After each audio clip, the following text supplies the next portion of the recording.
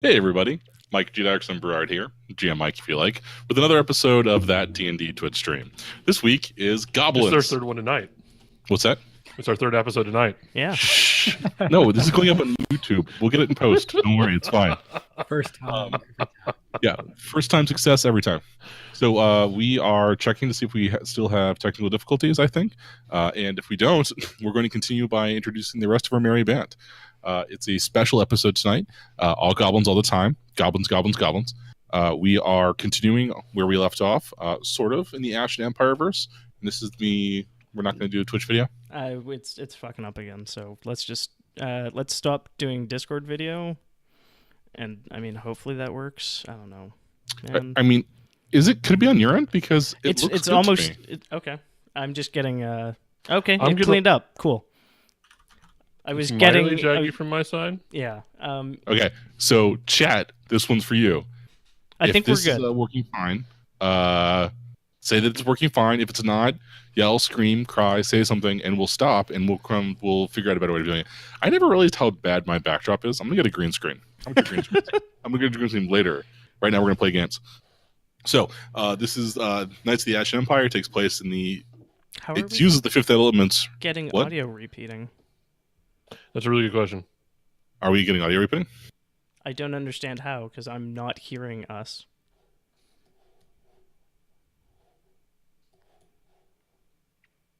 All good now, they say. Okay. I briefly had us unmuted on my stream, but it shouldn't broadcast that. Right. It should just be yeah. Me. Yeah. And I got the stream on a completely different machine, so I shouldn't have. Which is neat. As Zach mangled earlier, Chepa. Chepa, man. Chepa. Chepa. Kapla, my companions. All right. So we were playing Knights of the Ashen Empire. It's a world designed by all four people that you see here, plus two other people not around. What is the... Oh, Dungeons and Dragons. No, I'm right. I was pointing at you, but I just realized that they don't see us as Discord has us laid out, so I just pointed at nothing. You pointed at Knights of the Ashen Empire /D&D. It was actually pretty cool. Okay. So, we are playing Dungeons & Dragons. The setting we're playing is Knights of the Ashen Empire, which is a whole-brewed setting designed collaboratively by us. We are currently playing tonight in the Goblin realm, which in this case is a trash heap outside of a Dwarven Tig, set event slightly before your heroes and mine, the Knights of the Ashen Empire, came and reclaimed it for Goblin kind, which is how they remember it. And that's how I remember it now. So, let's introduce our players and then their characters. Each character is going to have two players tonight.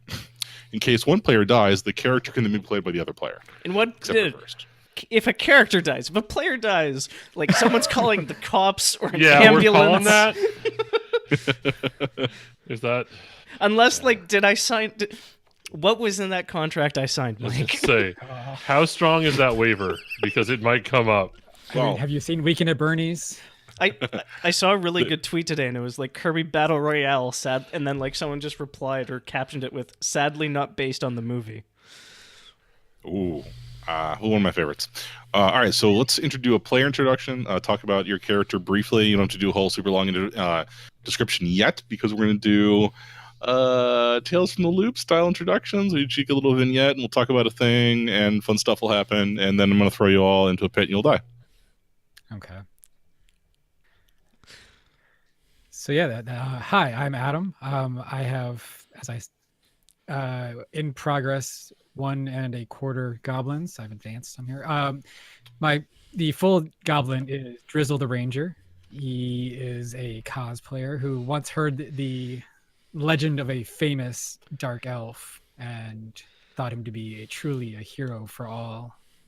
I don't know. We consider ourselves monsters? Are we just... No. We're people.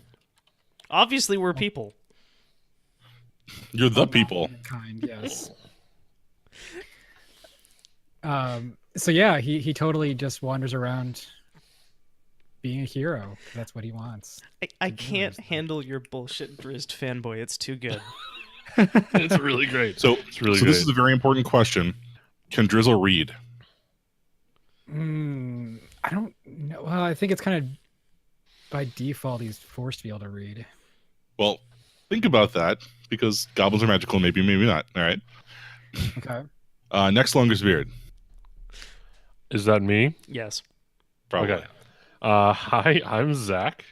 And tonight, the two hapless goblins I will be playing are Tesha Shinerock of the Big Shiny Chair Shinerocks. She is a chieftain's daughter who is now a cleric of Sinrathism. What kind of music do they listen to at the Big Shiny Chair? It's a really good question, actually. Is it Big Shiny Tunes? No. Does anyone outside of Canada get that joke? No. Okay. No. Well, then I made myself happy. There you go. That's really what this is all about.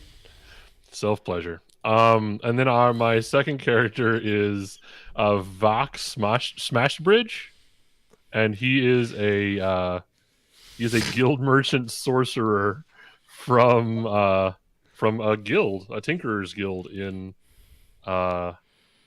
this Tig, I guess, and he's searching for stuff to sell. All right. Next longest beard. I mean, that's you probably, but anyways. I introduced myself I know. already. I Next know, longest but- bearded player. Mike skipped the order. He threw us out of whack. Alignment. My name's Andrew, and tonight I will be playing Jab Jub, the Goblin Monk, who's probably going to be a lot of fun.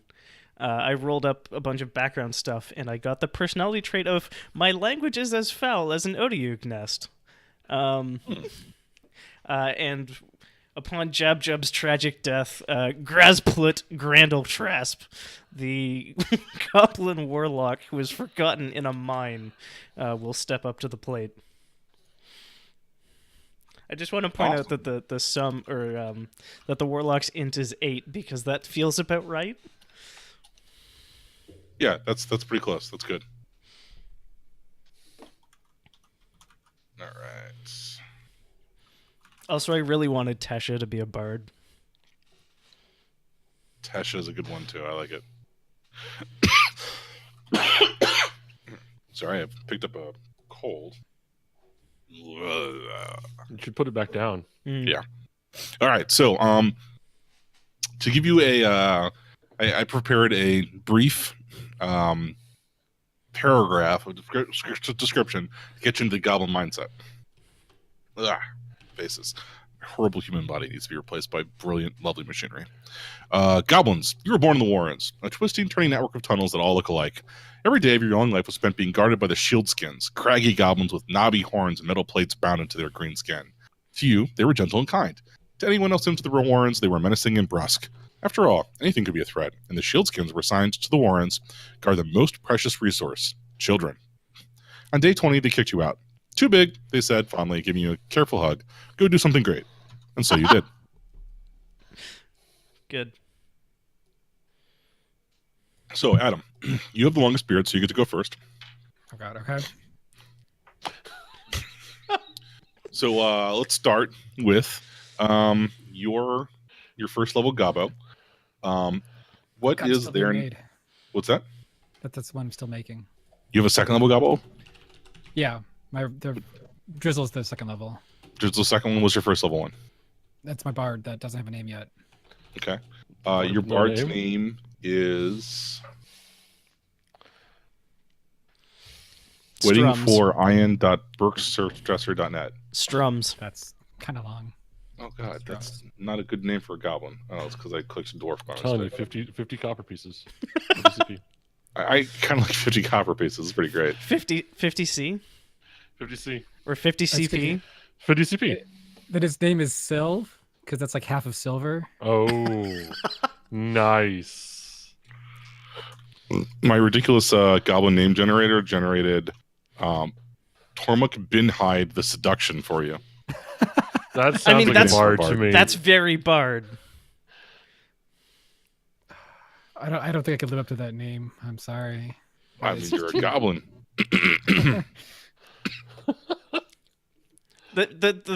The toothy smile is that you still have half your teeth. How hard can it be to seduce goblins, though? Look at how many there are. Right. I don't know. I mean, goblins grow to the crazed, infected vice of roar. That's sorry. I got a goblin named over here that I'm playing with. So you have what are you 50 copper pieces? We'll just go with Sylve for now. Still okay. Sylve. So The V. Syl, when you were kicked out of the Warren and had to go find your place in the Goblin world, you were there was a chiming sound. I got Syl got it like half for silver. You were a bard, right? You were kind of a. So did what did you think of your goblin? Like, did you automatically find like there is a group of goblins called Silver Tongues that consider themselves to be better speakers than other goblins. Did you like find your way over to them, or did they come sweep you up, or am I going to decide something horrible for you?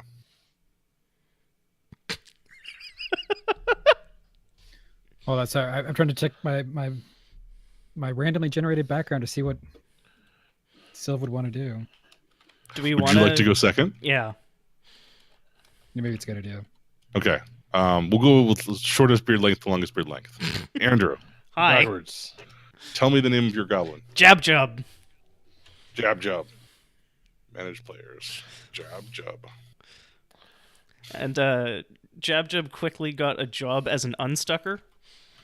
Well, 1 second. I need your initiative Okay. 3. and how many hit points you have. 11. Excellent. So tell me a little bit about Jab Jub. So You got a job as an unsticker? an unstucker. Okay. The idea being that I presume like most goblin machinery is horribly lethal. Like, you know, in Galaxy Quest, was that the movie? Where they have the room and like Sigourney Weaver, like when she walks into it, clearly says like, "Oh fuck this," and then they dubbed it over in post. Because it's just like this horrible death trap of like crushing pistons and whirling gears and just like.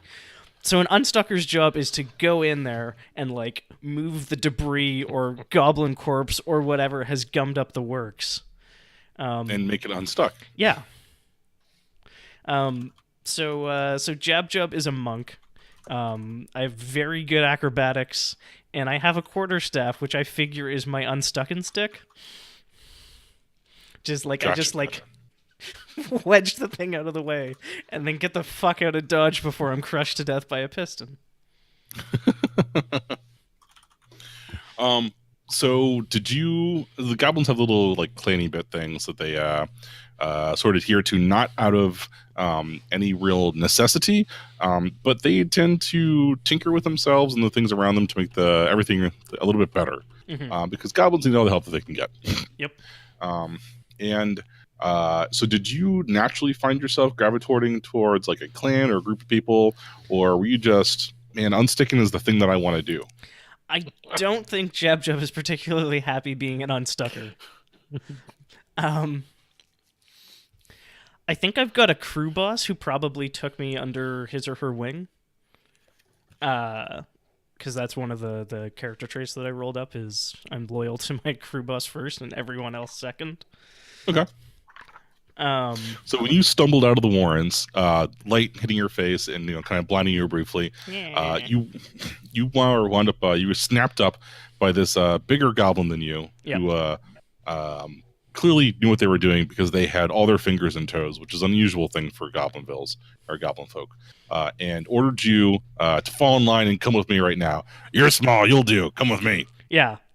And your first job was to. He said, "All right, I need you to climb down this shaft, and at the bottom of the shaft there's a spike, and on this spike is was it another goblin or was it something interesting?" I think it was something interesting. I think another goblin would be like too quotidian. Okay. On this spike is what was it? What fell down there that this guy so desperately wanted you to get? I think it was like It's not that it fell down there so much as it was stuck there. And it was like a dwarf adventurer's pack. Okay.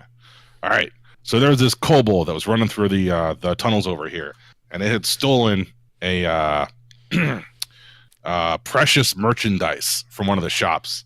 And you know our rules: once something's been stolen, it's for free for all. So whoever gets it back, Obviously. it's theirs. Yeah. Yeah. And Possession is 13/10 of the law. exactly. And this goblin, or freedom Kobold. fighter, as they like to call themselves, it unfortunately fell into one of the many traps that we have around here for unwary goblins to fall and accidentally impale themselves on spikes. And sometimes we are slow to check them, and they unfortunately die, and we take all their stuff.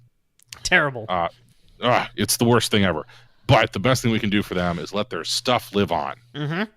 So you climb down there, unstick their whatever they got, some sort of pack, I think. There may have been a ring. If there's a ring, you can keep the ring, but bring everything else to me. And if you do this right, I promise you can work every day for me, unstucking things. You got any food? I do. It's in the sack. Yeah, no, I do that thing where you like just hold on to the sides of the ladder and just like down. Awesome. There's a spike down there. Roll me a dex save. Good. Oh, dex saves. That's where I'm a Viking.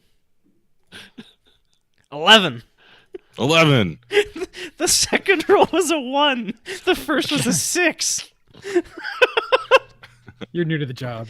I'm a goblin. And thus ended the tale of Jab Jab. I am super tempted for those end of the tail of Jab Jab. It would be very Warhammer to have him like die during a essentially shared gen. It's Like, almost that would be- Traveler. Right. Yeah, so you drop on down there and you fall on top of the goblin. You slip. The walls are slippery. It's not like the Warrens where everything is small and comforting and nice. Here, everything is big and large and bright, and you fall on top of this goblin, this kobold, which is not like a goblin.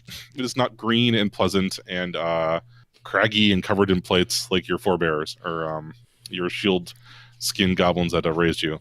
It is like a lizard, and it is big, and it yips at you pitifully as you do whatever you do down there as you fall on his head. Oh, I mean, I think I land on it.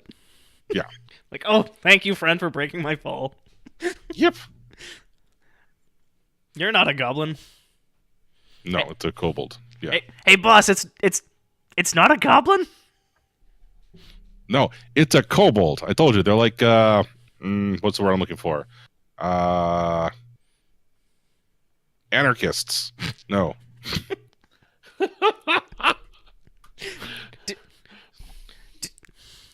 Do I kills it? Do you have any? Is there a rock? Do I not There's have a my spike. Do I not have my stick yet? No, you are fresh from the Warrens. You Oh, are good. the equivalent to a 12-year-old human Great. boy Oh, good. or girl, as you're choosing. I'm lawful hungry. Do I smell any Race. food? Oh, sorry, hungry. yeah. Hungry good. Hungry good. Yeah. Okay, well, a hungry good goblin would take the food and Yeah. leave the kobold alive Okay. to suffer and die. So okay. Yeah, that sounds. Yeah, if there's any food, I'm probably rifling through the pack while this thing is like.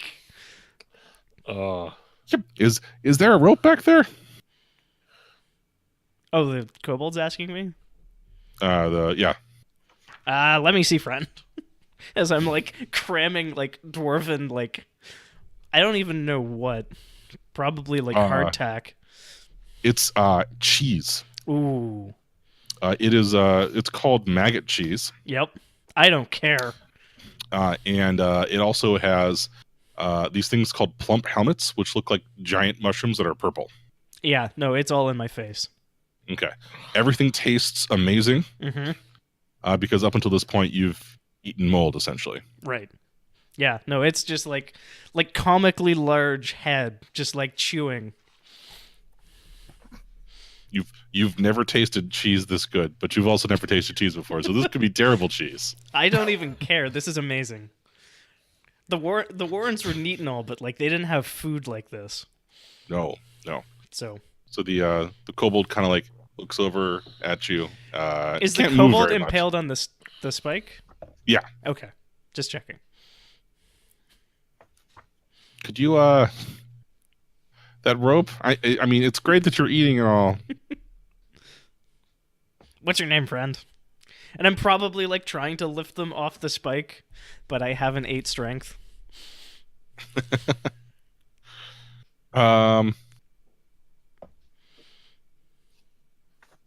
Light fingers. You seem pretty heavy to me, friend. It's not me that's light. It's the everything that I touch. It just kind of sticks to me. 10 bars lift kobolds. I mean, yeah, I'd like to disimpale this kobold. Okay. Or try to. Roll me strength check. Good. And if you get a 1, you die. I die. Impressive. It's that button. Say ho! It's -1, so that was what? An 8 That was an and a 8 3? and a 3. Yes. Still haven't rolled above 10. So you're a cunning goblin. You've been out of the warrens for several minutes already, and you're not dead. Right. So you've got the idea that you can't lift it up by yourself, but maybe if you wrap the rope around it, you could climb out of the hole and pull it out with the help of other goblins, or like a first class lever, or like wrap it around something and then jump down back into the hole to pull it out. Oh, that last one sounds like the best. That's the correct answer, clearly. Just gonna rip this poor kobold in half. If you keep rolling like this, you are. Yeah. Yeah, no, I'm gonna... Okay, light fingers. And I'm like, hold on to this, and I like tie the rope under the armpits. Because I'm smart enough to know that choking will kill something. Mm-hmm. And then I like put the rope in my teeth and scuttle back up the ladder. Is there a ladder? No. Okay, No. good. No, I scuttle back up the sheer cliff face. It's like a 5-foot wide shaft, Right. and you can scuttle up it because you're a goblin and goblins can do things like that. Yeah. So yeah, I scuttle up. What are you doing? I heard you talking to something down there. Everything down there is dead.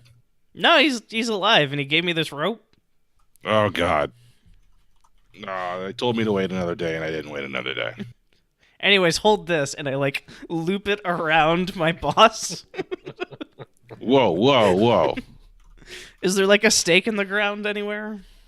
I mean, there could be. Okay. Now there's a stake in the ground somewhere. Sweet. I loop the rope around that. I unloop it from around my boss, and I loop it around the like pillar or what, something that is hopefully secured that I can like jump back into the pit and it won't give way. There's like a stone stick that's that's sticking out of the wall. Yeah. So yeah, I loop it around that so the rope can still slide, but I can jump down the hole, and then I jump down the hole. Okay. There's a click as the stone stick flicks downwards. Mm-hmm. And like the whole rope goes slack for a second. And you see the you've rolled poorly and rolled. That's fine. I don't think you need a strength check for this. You see the kobold go up as you go down. Sweet.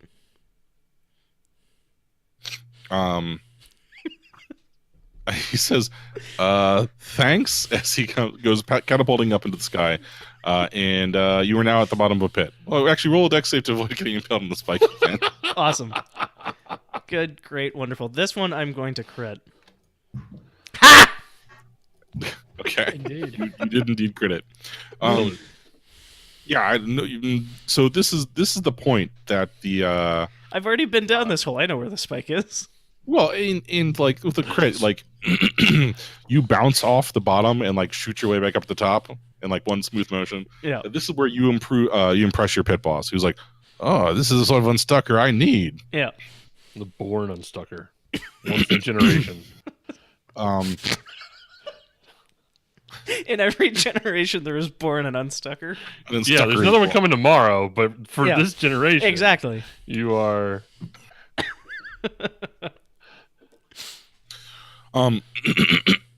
So you get up to the top, and Lightfingers is there, and it's not really like bleeding all that much, but it's very much.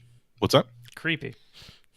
It's very much a mostly dead kobold with a rope around it, and it's not like moving its legs at all, and it's not really moving its arms that much. It's just kind of like looking around its head. It's like, which way's outside? And there's like, no. You gotta drag this thing to the God speakers. Okay. Where's that? God, freaking I'm like 2 minutes out of the Warrens. yeah. Just drag them that way and keep asking for the God speakers, and they'll find you at the right place. And then when you're done, ask where. Tell them that Bort needs you back as quickly as possible. Bort, gotcha. And then, like, I think I get about 10 feet and then just yell, God stalkers! God speakers! And then walk another 10 feet and shout it again until someone comes and drags me there. A burly goblin hauling a pot of something that you don't know what it is, but the lid is on very carefully, looks at you and says, Oh, good. New worker. You carry? I drag. I unstuck. You unstuck. Drag good, though. Okay. Drag this way. Can do, sir. And Everyone is my superior officer. and the goblin carrying the pot leads you to what, as far as you can tell, is, because you don't know, this is your first time. Yeah. Must be the Goblin Medical Wing, Definitely. which is of course another hole in a different cave. And we'll get to that shortly, because I think that one of you is also a empathy God speakery type. Sorta. What you got? I'm Tesha Shinerock of the Big Shiny Chair Shinerocks. I am a well-to-do goblin that has recently discovered some sort of magical powers related to that big horned person who came through and patted me on the head that one time. Oh, wait. I'm sorry. 1 second. Does Jab read? No. Okay. Does Tesha read? Could probably Yes. be taught how to read, but no. Tesha's a reader. Okay. Tesha is a cleric of knowledge, so Tesha knows a lot of things actually for a goblin. What is your initiative 3, and your hit points? 8. Awesome. So when Tesha, you were kicked out of the Warrens. So you are slightly older than Jab. You're probably like 5 days old. Okay, that makes sense. That's about Because you had some sort of experience where someone comes out. Tell me, what was your that formative experience thing? Like one thing from your background. one thing from my background.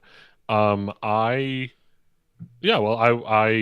immediately upon exiting the Warrens, I was being escorted to my place of what was supposed to be my work, which I was chosen to be, one of the Shine Rocks, from the Big Shiny Chair, and instead I wound up getting I had a close encounter with the saviors that came through and gave us the Tig, and one of them tousled my goblin hair, and now I have magical powers.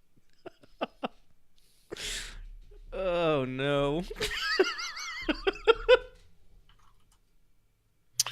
1 second. Is anybody have the stream up? Yes. Yes. Okay, weird. It's all black for me. I'm good right now. Yeah, it looks fine on my end. Yeah, same. Okay, cool. Oh, there you go. Apparently, technical difficulties on my face. Okay. So you had a close encounter where someone touched you, and now you can do things? Yes. Out of character, Sinrathi. Yeah. I gained magical divine powers from direct contact in my larval goblinoid form from Sinrathi. Cool. That tracks excellently. All right, so you we're gonna split forward to why not? So you have been practicing your arts of healing which are slightly different than normal goblin arts of healing. Mhm. So Yes. when you're dragged down into the to hang out with the other blood spillers, you find that their first tool that they hand you is a saw, and the second tool they hand you is what appears to be glue. Okay. Uh, This is offensive to my sensibilities as one of the upper crust of the goblins. That I've only been for like 3 days, obviously. So I will immediately look at this in disdain and set aside such I'm blanking on words, such paltry tools to go about my work. so the blood spiller looks at you really confused and picks them back up and hands them to you again. It's like, no, you work. You here now. I don't need these things. I will be fine without these. And I will set them aside again. Okay. So I'm sure you're very good at what you do, but first everyone learns the basics, and the basics are if you get punched in the face and you can't talk to God anymore, then you got to be able to cut limbs off and sew them shut and paste on legs and stuff. Can I learn that after I can't talk into God anymore? Because I'm feeling pretty good about the God thing right now. Look, you've got to crawl and amok before you walk on top of other goblins. Do we have to cut up the goblins before we walk on them? Are we making some sort of goblin tower scaffold thing? Only the ones that are hurt. What? I feel like there's something wrong here, but I can't put my finger on it. Okay. It's okay. So look, the way that everybody learns is by practice. So the next thing that comes in here, we're going to cut something off of it and glue something in its place. Great. Are we choosing randomly? Well, I mean, we'll just wait and see what drama causes drags in the door, and it's at that moment that Jab Jub drags in the kobold. Great. And I struggle trying to lift them onto like a bed or whatever's nearby. Probably a slab. They're tables. Okay. There's just rock tables scavenged from like dwarven cafeterias and things like that. Yeah. So I'm like trying to get this very, very nearly dead kobold onto a slab. So this scaly dog thing, its tail kind of like flops off the table, and its head lolls backwards and looks at you and says, "Hello." I am taken aback by the hideous form of this creature, and startle and drop my saw and glue on the floor yet again. The goblin blood spiller screams. Lets out like, "Oh, you mustn't let go of your glue tub. That's everything to us." Picks it back up and puts it on the table. That hello ruined me. I will pick my saw back up and begin approaching the creature on the slab, and without touching it, sort of, and looking at my instructor, mime sawing over one of the legs with sort of a. So the skilly dog person looks at you and says, "Please don't do that. I don't think they'll grow back." And the blood spiller goes, No, it's okay. We're going to glue something in its place, like a peg or something. It's great.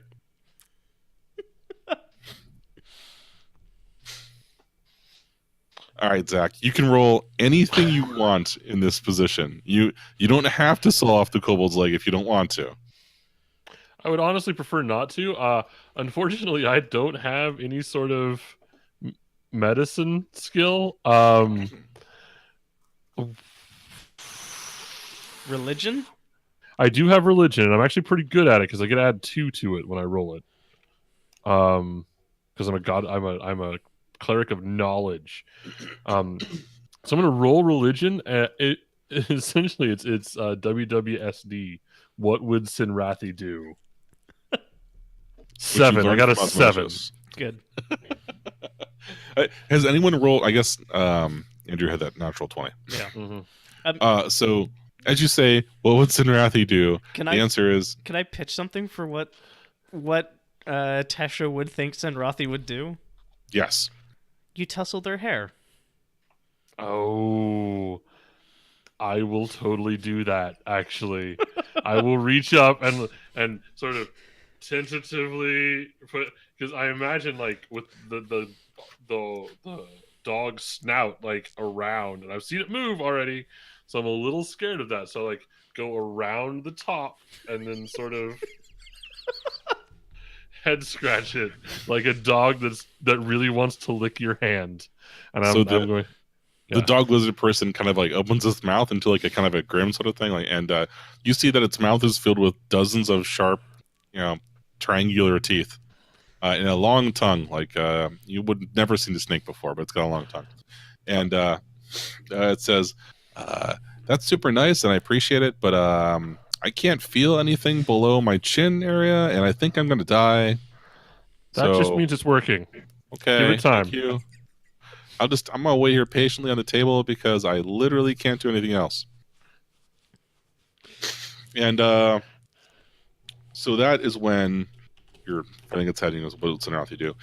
Someone else comes in, and the blood splatter there with the saw and the pot shrieks and runs out of the room. And this person is wearing what looks like a butcher's apron and a hat. Okay. Comes in and says, "What? What is this? Who is that? Why do you have a saw?" I was healing. Were you? You don't heal with a saw? They told me. Well, I will totally just sell. I'm throwing my instructor under the bus. There is Just no as- instructor. They're gone. They shrieked and ran out of the room. Mistakes were made. Okay. So these are carpenter's tools. Were you born yesterday? She looks at Jab. He was born yesterday. I'm just cramming like more and more maggot cheese into my face constantly. That's expensive. Be gentle with it. And I'll look at the saw. Yeah. No, you don't need to do that. You could if you wanted to. Kobolds are decent eating, but or you could just, patch it up and hope that it doesn't die. I was kind of going for that. That's what I thought I was doing. With the petting on its head? It worked before. So it walks over. The person in the butcher's apron walks over to the goblin in the butcher's apron, walks over to a chest nearby the table and opens it, and it's filled with like thread and torn up rags and like powder cast stuff. And it looks at comes back over and says, "Okay, so this is what you do." And she goes into like a pretty good detail of how to triage and fix goblins. Okay. There is actually a part where sawing is involved, but you've got to have like a whole lot of missing toes for that to be useful. Well, how many toes does the kobold still have? All of them? The kobold has missing Yeah. no toes, but it appears to be missing a cylindrical volume of cobalt from its torso. Here's what I'm going to do. Okay, I'm going to take, I guess, some of the cheese if there's any sort of meat product laying around. No, already been eaten. Damn it! I want to find some sort of organic material, whether it's leather or whatnot, Okay. and I want to shove it in the hole in the kobold, Okay. and then I'm going to cast mending on the kobold. Brilliant. That'll work great. So the butcher is taken aback at your process, but doesn't interrupt you because it's interesting. Okay. You can totally patch that hole with maggot cheese if you want. I will definitely donate some maggot There cheese. we go. Just like a giant, just a whole wheel of maggot cheese goes in the hole, and then we like wrap it up, and then I spend my minute chanting over it to cast mending on it. Okay. So just so you know, that's like $6,000 worth of 6,000 dim dums, copper coins. Whatever are you using? of maggot cheese in there. So we'll have the $6,000 maggot cheese It's kobold. No, it's the 6,000 copper kobold. Yeah. Okay. So does mending work? I doubt. I almost certainly not. Mending's not even a healing spell. It can't. It's No. not. Here, hold on. Let me pull it up. This is mending. It's an object. I'm just If I- saying. You can close the clothes over the wound, maybe. But the I can fuse the maggot cheese with the wound covering, Yeah. so that Wow. it fills in the hole. Okay. Do you have any ability to actually heal? Seamlessly. I do, but I feel so. Here is the hardened sociopath campaigner in me. I have healing spells. I only have 3 of them. We're goblins. We're gonna die. I'm holding on to them. My alignment is not applicable, so Wait, is your alignment actually NA? yeah. Like literally not applicable the words. This is my alignment as it sits on my sheet right there.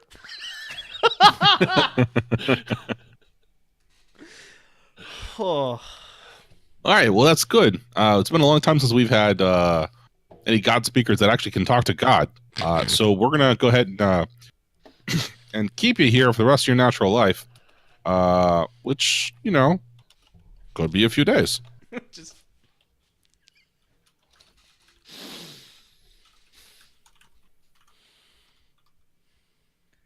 Yes, you have to say that out loud though. There's only 3 of us.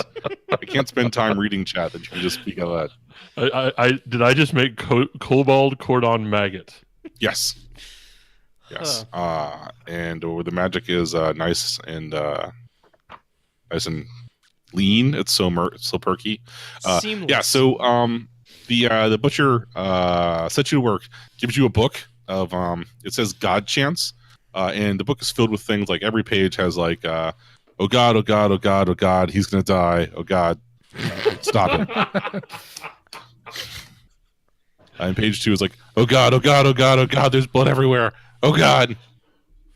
And page 3 says, when chanting to the gods, write it here. These chants are very repetitive. This is a very important book. My mentor gave it to me with 1 chant in it, and I'm giving it to you with 2. I wrote the second one. I'm very proud of it. See what you can do with it. How effective would you say that second chant is? Well, I am one of the rare God speakers. One of the many God speakers that cannot actually speak to God. I guess we can all speak to God. God doesn't always listen.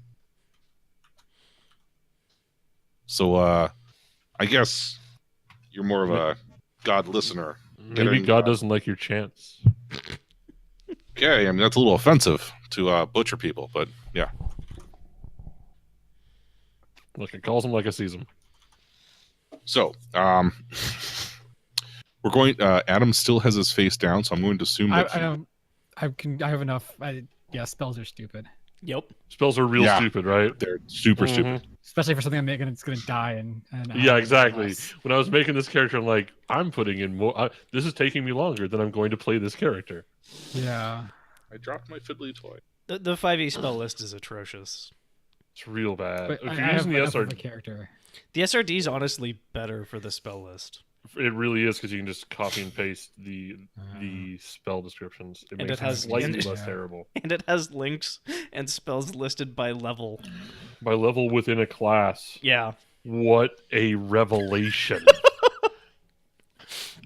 All right, Adam, what's your goblin's name? Or did this? Oh, so we're going with my level 1. That's still Sylv. Silv. Yeah. And what is their initiative? It's something on my sheet. 3, And what is their hit points? 10. I feel like we're all like, there's a very short band that we're all in for both scores. Hooray! All right. So, Sylv, you are a silver tongue. You are graced with the gift of gab, goblin gab. Mm-hmm. Okay.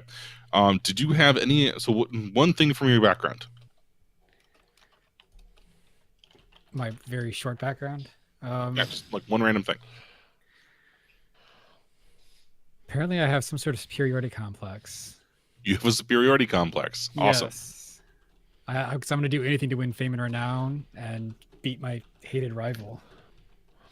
There's a kobold you can go beat up right now. So as you were leaving the Warrens for the first time on that fateful day 20.1, you stumbled into a what looked like a party. There's a retinue surrounding people, and the goblin with the fanciest hat you've ever seen is leading the head of this group. And it's got like a feather in it, and you've never seen feathers before, so this is amazing shit. That's a fancy hat. I want a fancy hat.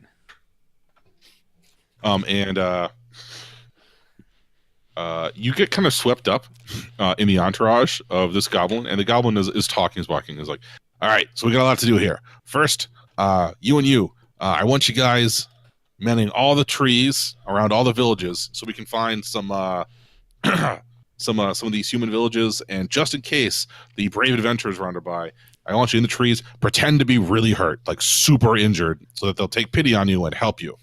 All right. And you, anywhere there's a bush, I need you to go hide in bushes. All 5 of you. Yeah. Just for as long as it takes. No, yes, outside is gross, but you've got to stay in the bushes until the adventurers wander by. All right, next. Come on. All right, use it. And he like points. So the Burke is walking around talking to other goblins, and you get swept up. And pretty soon Burke turns to you and he says, and you, what do you do? I'm the. Wait, where are we in? You are fresh out of the Warrens. You have the best. I'm the best singer in the Warrens. Well, you're not in the Warrens anymore, boy. I'm the best singer out of the Warrens, then. All right. I got a task for you. This is what we'll do.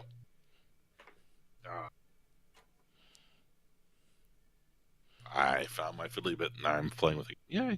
So you're gonna sing and you're gonna distract people while I steal from them.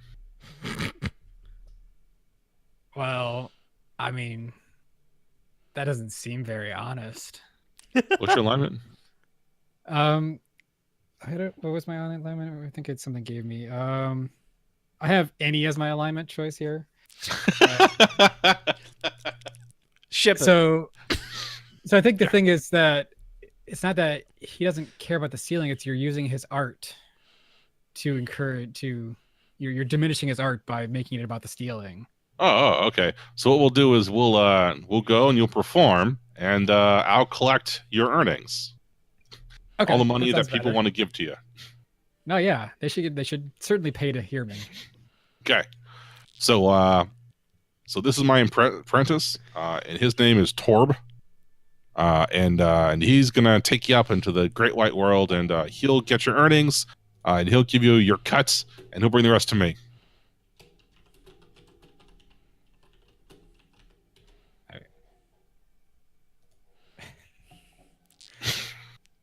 Yeah, I'll go with Torb then. All right. So Torb is a long green goblin. He does not have a feather in his cap. His cap, however, is covered in leaves, like leaves from various trees. It would be like camouflagey if there were more of them, and they weren't all different colors.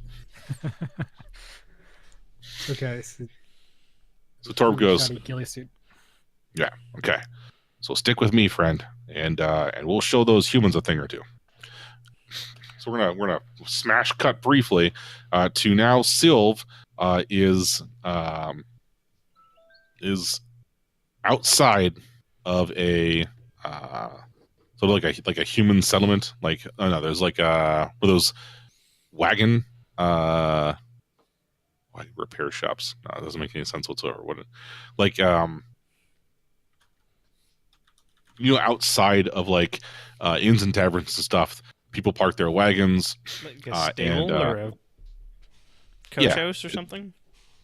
Yeah, it's essentially you are what's that when you're hanging out, singing and stuff, getting money from people? Busking. So Tor brings you over to this place and he says, okay, so the people here, they only go here when they're really drunk. So what we're going to do is you're going to sing and distract them while I collect your earnings. Okay. Okay, let's see what you got. Let's warm up those pipes. And he sits there expecting actual pipes. Ah, yes, the goblin bagpipe. The sound of our people. The only way they could be more annoying. No, So the goblin vuvuzela would be more annoying.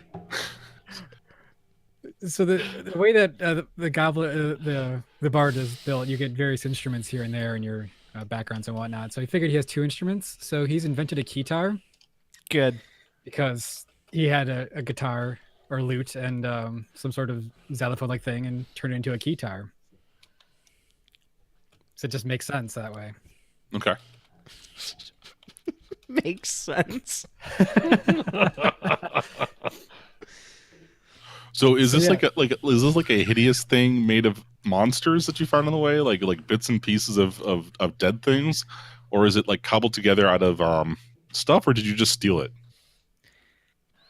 No, I think it was something that he made himself effectively, so it probably doesn't sound that great except for to him. All right, roll me your invent guitar check. Sleight of hand. I don't know what do you want for. I mean, I have a tool skill that's associated with my guitar. All right, just press a button and roll some dice out. Something intelligent-y. Okay. Something clever. Like tools proficiency plus intelligence. Yeah. Some Okay. sort of tool probably applies here. Oh, Roll yeah, 2d6 plus tool. 6, a different system here all of a sudden. I mean, You would have done better. are you sure it's a different system? Also nice. All right, so first off, take experience. Okay. 1 XP. Yeah, 1 XP for that. All right, so you've got your cobbled together guitar, which is mostly made up of like Cobbles. semi-organic material that you found, and I don't know, like bones. It's this hideous contraption that looks amazing in your mind. So are you more of a metal bard? If you say yes, I might be able to mend you together later. I'm running out of cheese, damn it. But if he's metal, we can just use, things. Like, what's your area of expertise? Do you have an instrument that looks like it came out of Death Clock, and you're like a smooth jazz singer? God, that'd be terrible.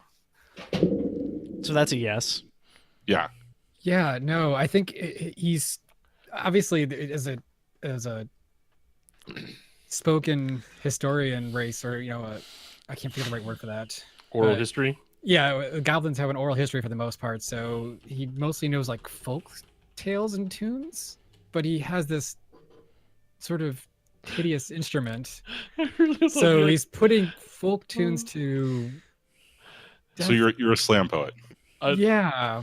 I love the idea of like goblin folk history songs that Is are all about, like, slam poetry though. and it's the most mundane bullshit.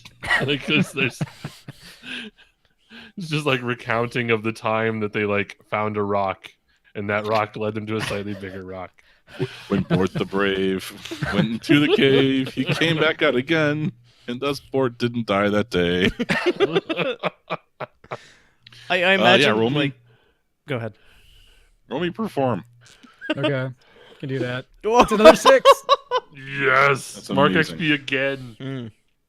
Wait, can I have so- advantage? Hold on. So you attract unwanted attention. Yeah, no. So you strike up the most. So what is the song about? The first song that you sing in front of this inn to attract people, to give you money as you're busking, and Torb is hiding, and there's air quotes hiding, right?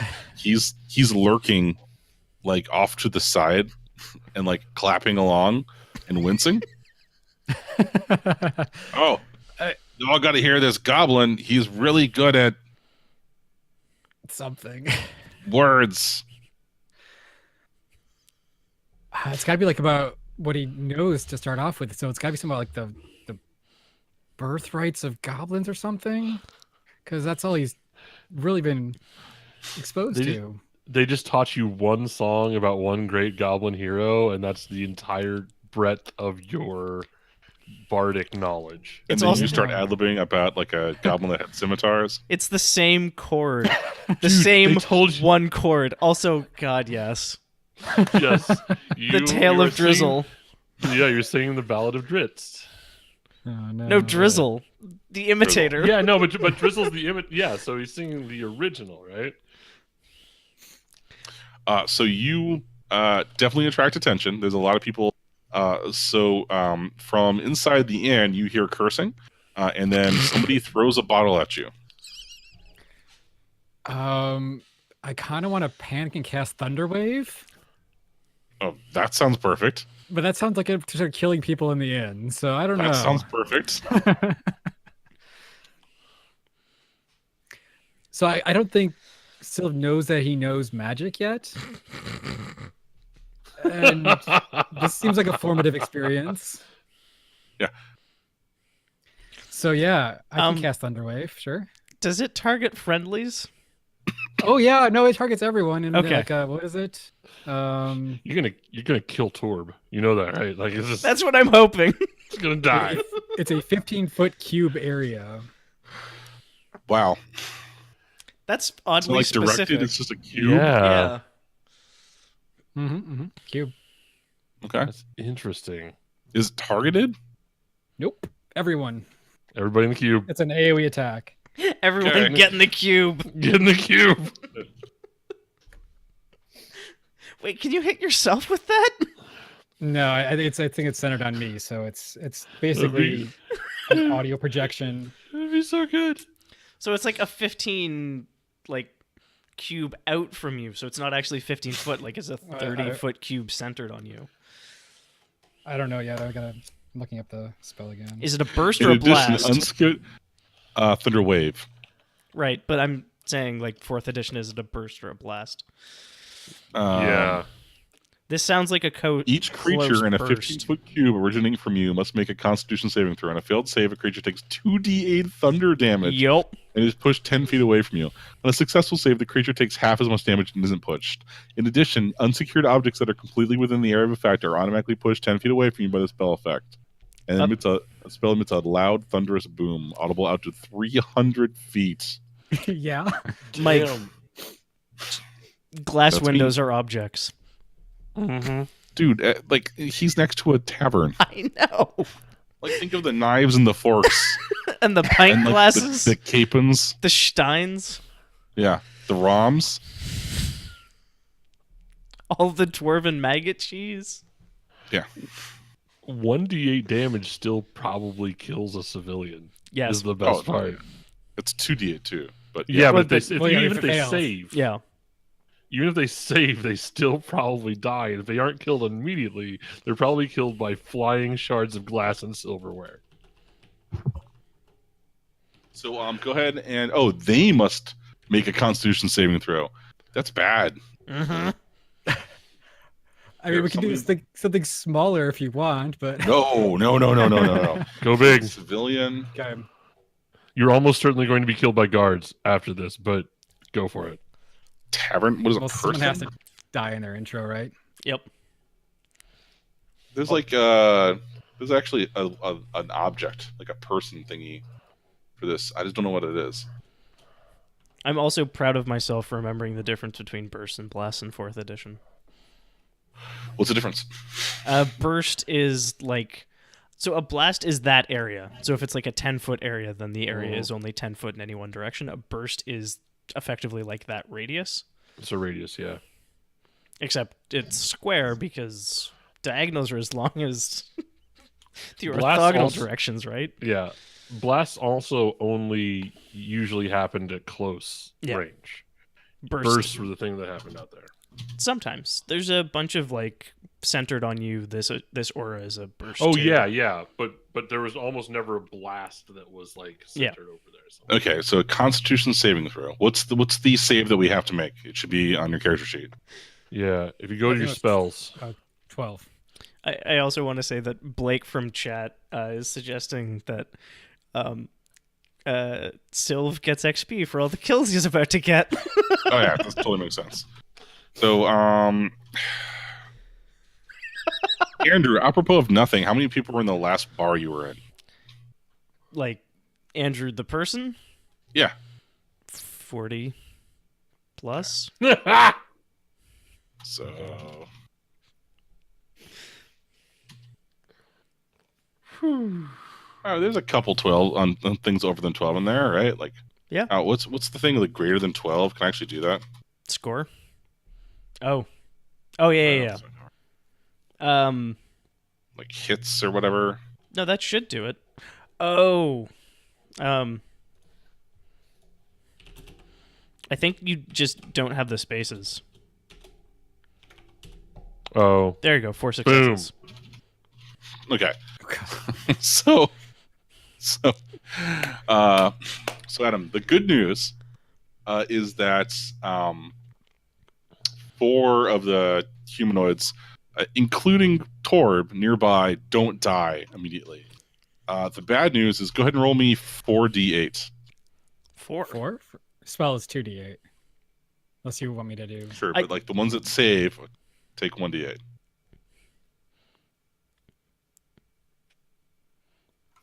Half damage, yeah.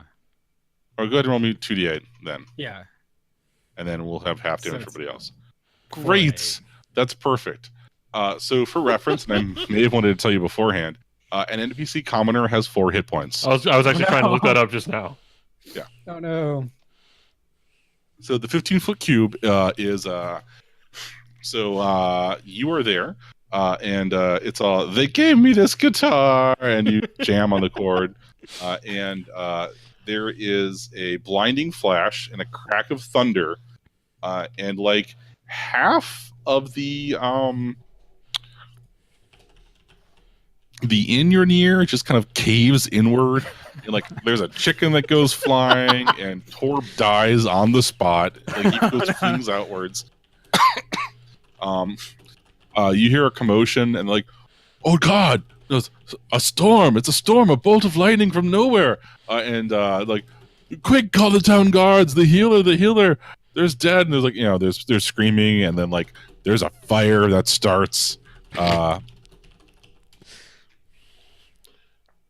What do you do?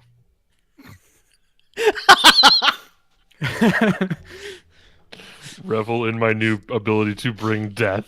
No, he rolled a skill. That's Oh, a it's bonus perfect. action, man. You can bring death, then hide. That's Yeah, I true. know. Yep. So I guess I need to collect my performance fee from Just take it off the bodies, man. Yeah. the back wall of the tavern where all the coins have embedded themselves. Yeah. The tavern is. You've never been to a tavern before, so you think No, all just taverns the look like strange this. There is one half of the tavern that it's empty.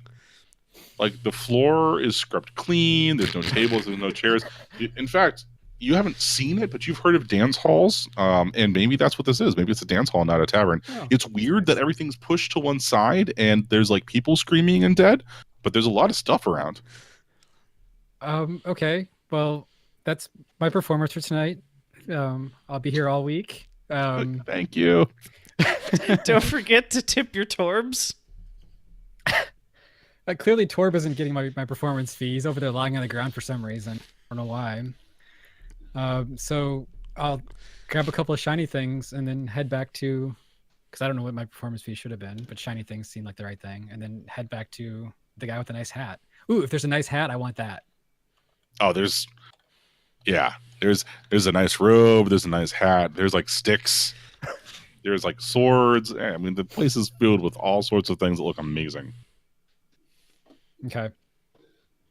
So yeah, I'll collect one of those nice hats and some shiny things and make my way back. I guess I know the way back. The best hats. Yeah, there's all the humans here is gonna be making like a lot of like commotion, and people are freaking out, and like guards people come running. I Nobody think this puts is two. applause. That's what applause is, right? Nobody is attacking you, or they don't seem to have put together that the goblin exploded the inn.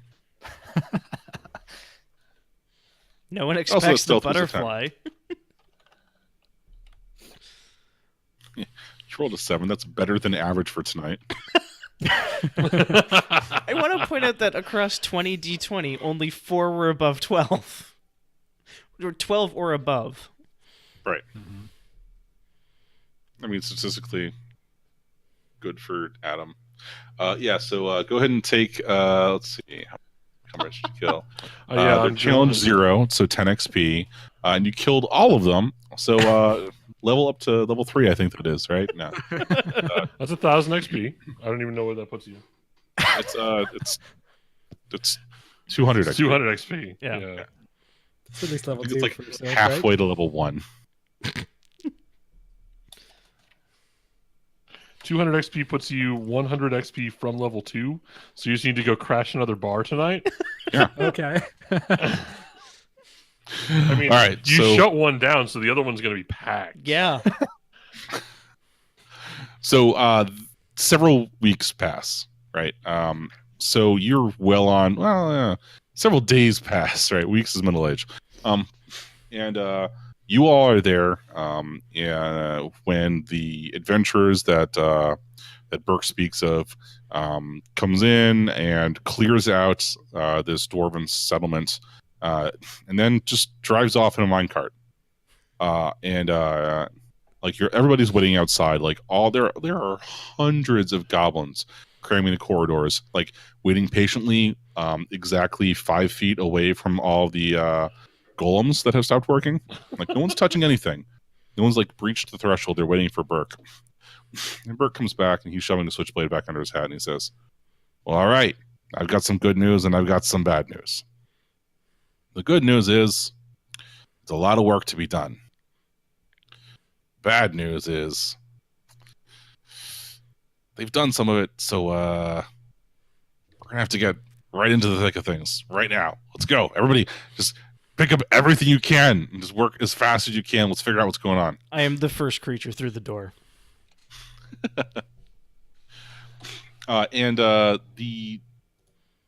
The Tig is filled with all manners of nonsense stuff.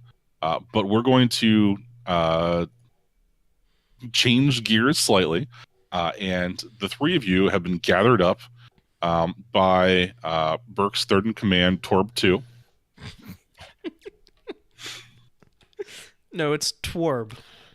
Do they just assign each of us, like, is there just like a set list of names that they go down through as we like pile out of the birthing chambers, and then they get to the end and they start over at the beginning? And the Shieldskins are get to name people, and so it's entirely up to them. And some of them are very well read and have lovely ideas like Drizzle, and some of them are not, and they have lovely ideas like Torb and Torb 2 and Torb 3 and Torb 4, and none of these Torbs are related. You gotta understand.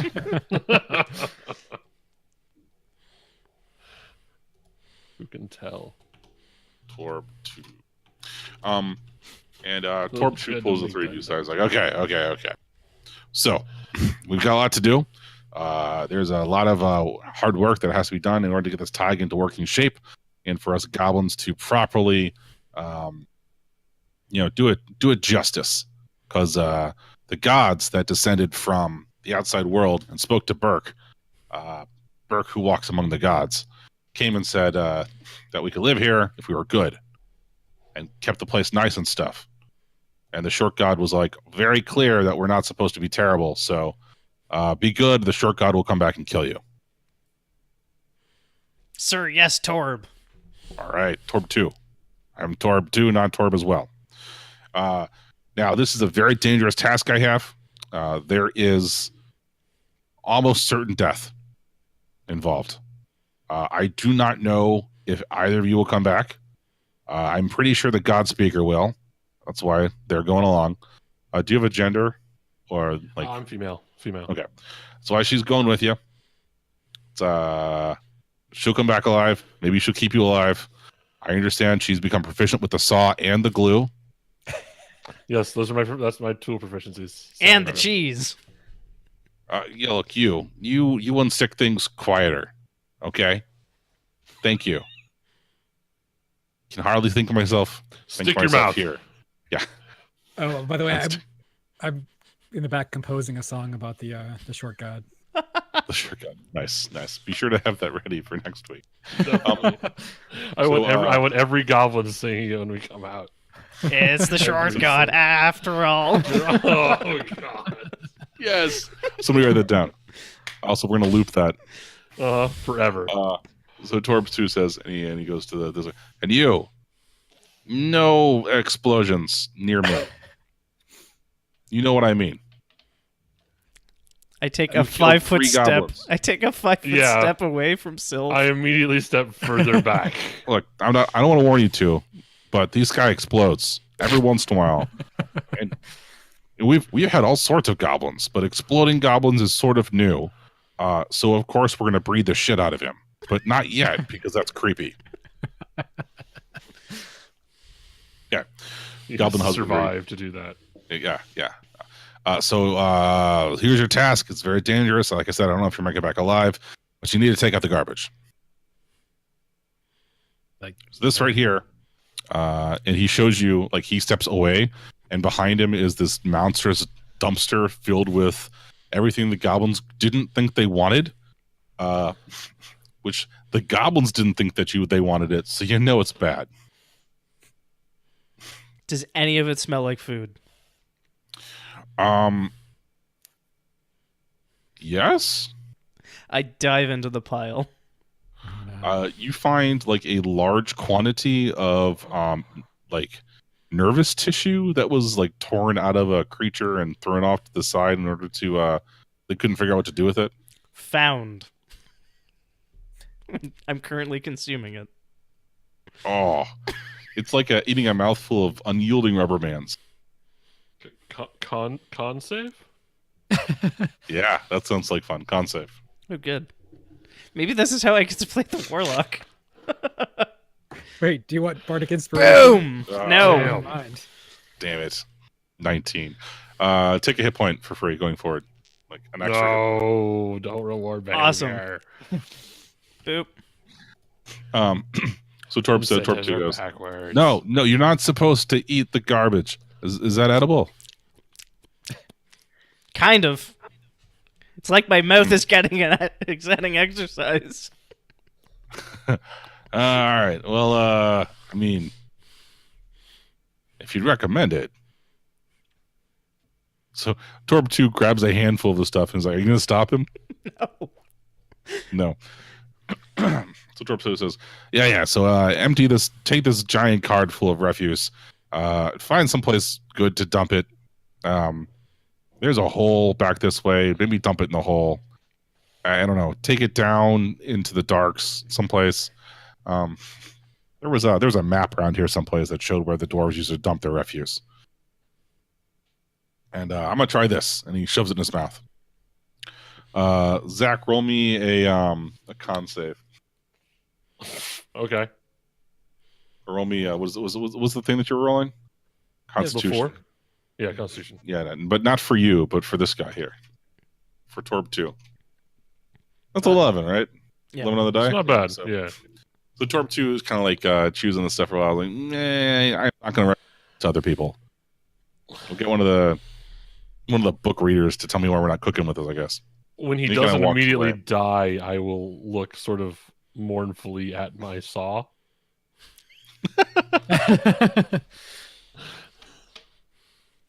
He does and then not. put I it mean, away. I'll put it away in my pack. So you've got your first task. You're supposed to take out some trash. Well, let's get to it. I immediately is- start pushing the cart. Yeah, is there any sort of beast with the cart, or are we just dragging? Yeah, you were dragging it. And the cart itself seems to be trash. One of the wheels does not like turn properly. So you got one turning wheel and one wheel that's just stuck. Okay. How many spells can you cast per long rest? Sylph. 3. Oh, Sylph. Can we burn it? Is it You have burn blasted spells? along? No, we already know that he explodes and pushes things. How many is it? It's just your spells known as how many you can cast or can't? Or spell There should- slots? Slots, yeah. Yeah. Yeah, I like it too. Okay. Yeah, I no, do too. I'm gonna start just pushing the cart. Yeah, Anywhere. I'm not going to deign to attempt to push the cart. I'm going to let other people push the cart. Is there because like a lava pit that I know of nearby? Too important. Oh yeah, absolutely. Yeah, I'm Push pushing cart. it towards the lava pit that I know nearby. Does anyone want to help Jib Jab? No. Was there a map? He says about a map. I want to look for the map. Roll me a perception. Can 19. okay, Mr. Oral Historian, can you read a map? Yeah, I'm not too much of a slouch with. I have to read the poetry of the elders. Okay. So you on the wall, there is in a crude goblin. There's like a paint stick that the goblins hand out to their windrunners, who draw on the wall everywhere they've been. And it's you are like slowly piercing together. It's the visual version of an oral history. So the windrunner shows up and draws where they've been to get to this point. Okay. But sometimes they forget stuff. And all the windrunners are kind of like running around drawing this on all the walls. And you eventually can kind of put together where you are. And there's like, eventually you find one that says trash heap, like and an arrow.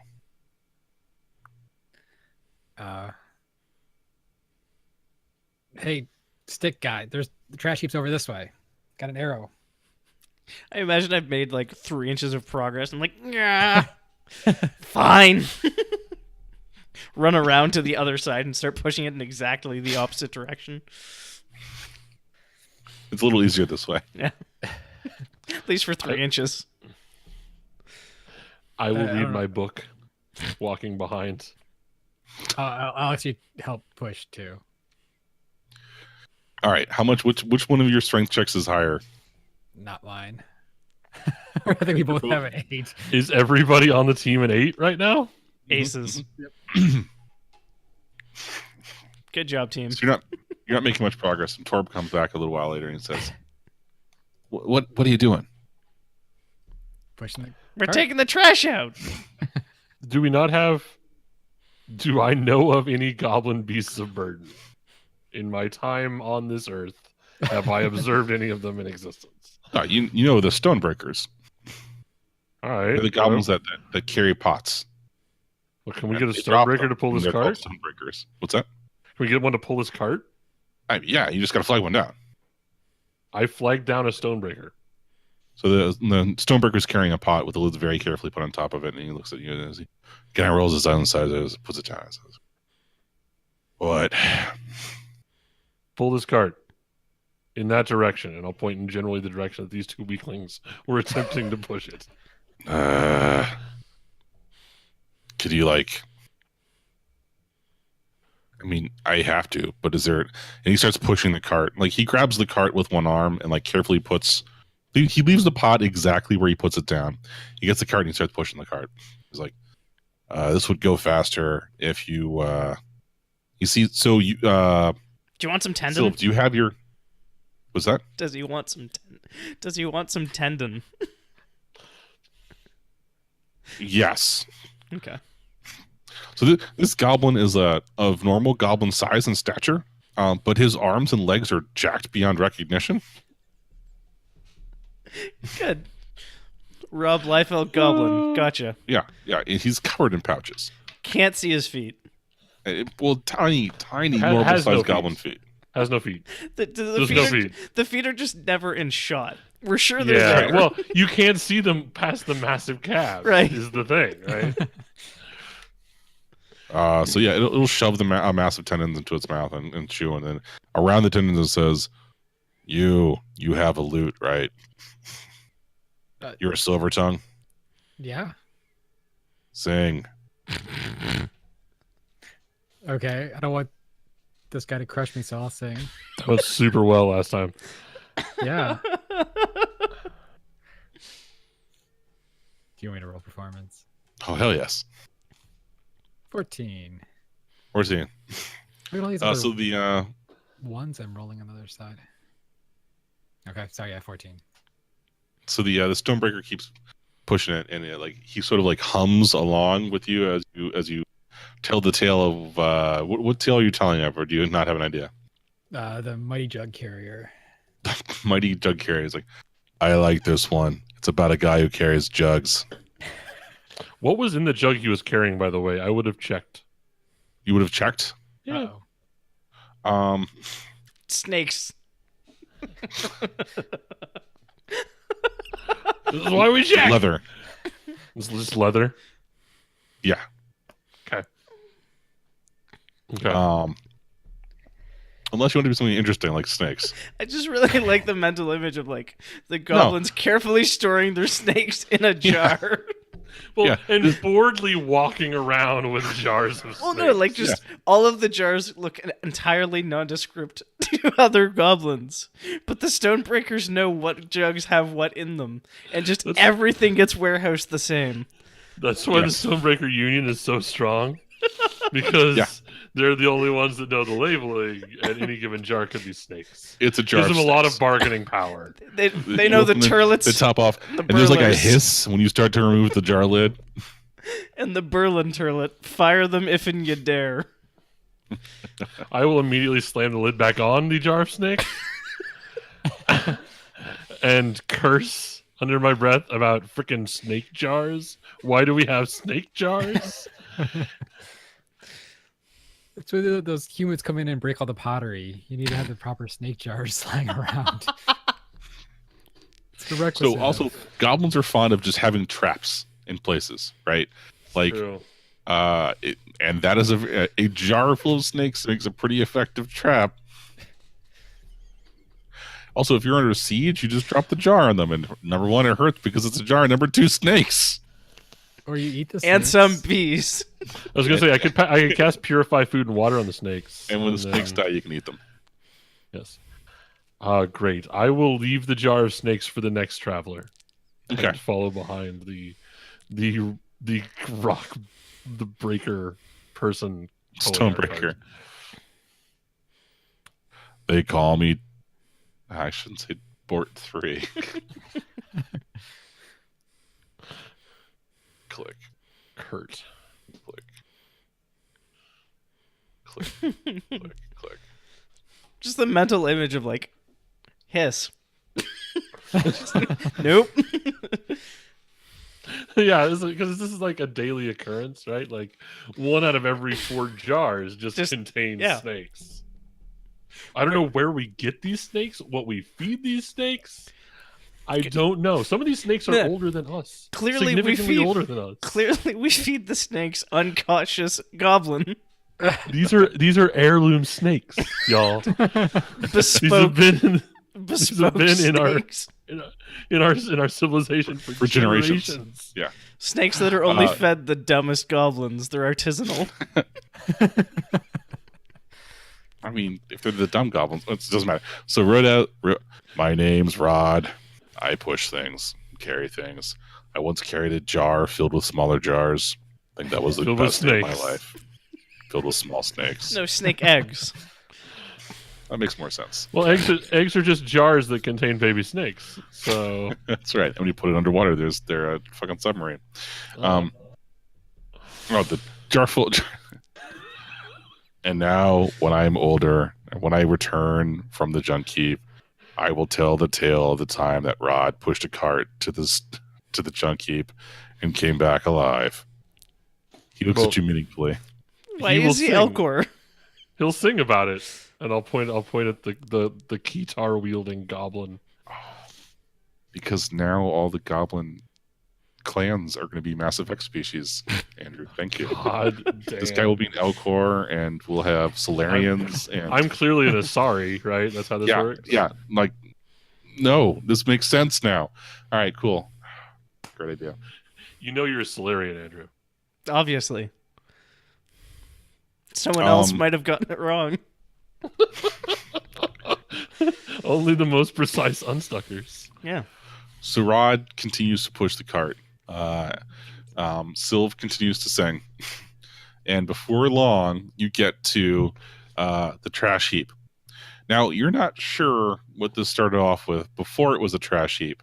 But there is what appears to be a small pit that has been filled with various bits of garbage, broken shells, old bones, cracked leather, lots and lots of like tendon and hair and like not fur, but like stuff that's just like side effects of goblins being goblins. Is there a lever that we can flush with lava every now and then? Probably, but this is like 20 feet tall now. At Well, one yeah, point in time, it was nearly a pit. That's the problem. Yeah, it used to be like it was like flushing a toilet only with lava, right? If the toilet's already like, you don't. I assume it's the vampire room, or the not quite vampire dwarf room. Well, didn't that room like melt? No, I think I it thought just it was- filled up with lava and then drained. Yeah. Yeah. Okay. I also want to point out that it's some poor unstucker's job to go into the lava chamber and unstuck it every so often. Yeah.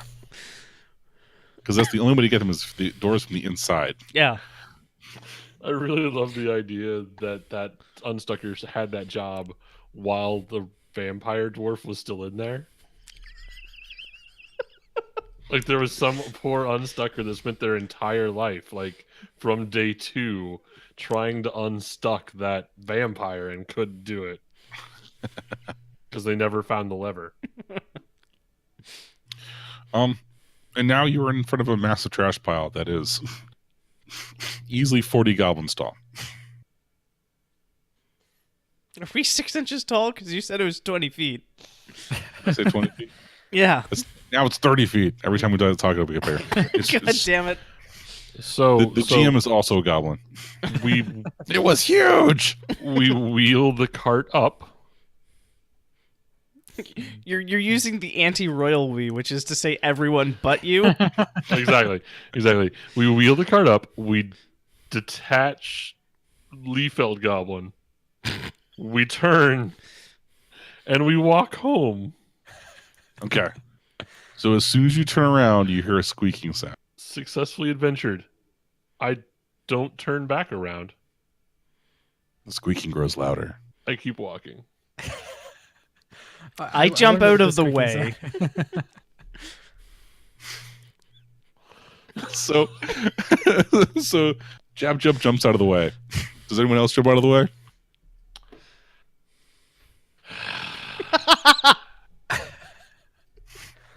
No. The answer is no. No one else. No, Jab the just answer is throws no. himself to the side, and you're bowled over by this giant rat.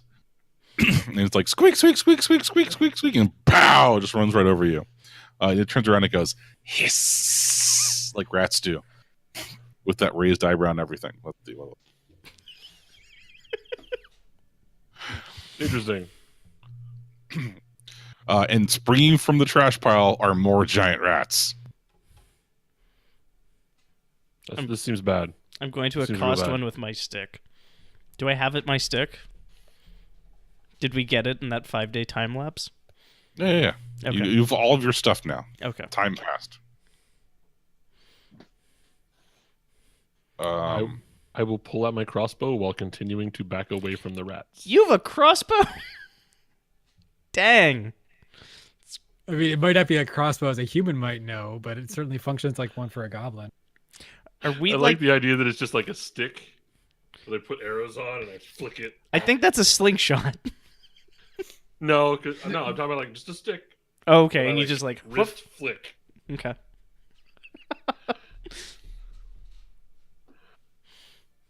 You actually use those tendons that you just found in the garbage. Yeah. Oh, yeah. Or just have tendons attached to 2 like broken nails on my shield. Like, pull back. Okay, so roll your initiatives. Roll. Yes, I'm so good at things. Perfect. 8. We're the best. We're not getting eaten by rats at all. So Jab got an 8. Blew us Touching all it. up. Look, I just want to point out, mission accomplished. Mm. We I'm may touching die. I definitely 9. thought the squeaking was the cart rolling downhill. I thought so. I was almost certain I was going to be crushed to death by a cart because I was too proud to Yep. look behind me. I figured the cart barely rolled on its own, that it wasn't going to come back at us. True, that's true. Wow, I you guys considered rolled that angle. terribly. We Mhm. really did. Well, let's see those rats' initiative. He's gonna Bring crit it. them. Yeah. 18, 19, 20. We have the jar guy, Rod. Rod is gonna help too, right? Rod's actually a were-rat. This isn't part of his contract. Rod's collecting snakes. He's Yeah. making another jar. They just fabricate jars. They actually just No, that's what he stores in his pouches. That's what he stores in his pouches. He collects snakes, he puts them in the pouches, and then when he finds a jar, he fills the jar with snakes. Wait, I can probably convince him that rats make an excellent jar. Oh. Jesus. That is Convince him that rats make an excellent jar. Yes. that is an action persuasion check right there. I'm Yep. imagining him just driving his whole arm elbow deep into a rat's head and withdrawing the skull. And then popping open one of his pouches and putting a snake in it. One snake per rat. Jab-jab, Silk, and Tesha. Okay. You each get add turn. Add turn.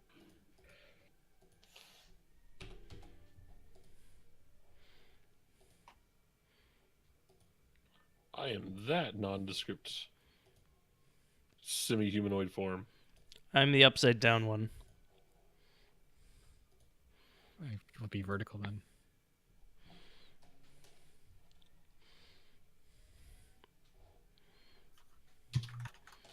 Goblin week is a very silly week, and I like it.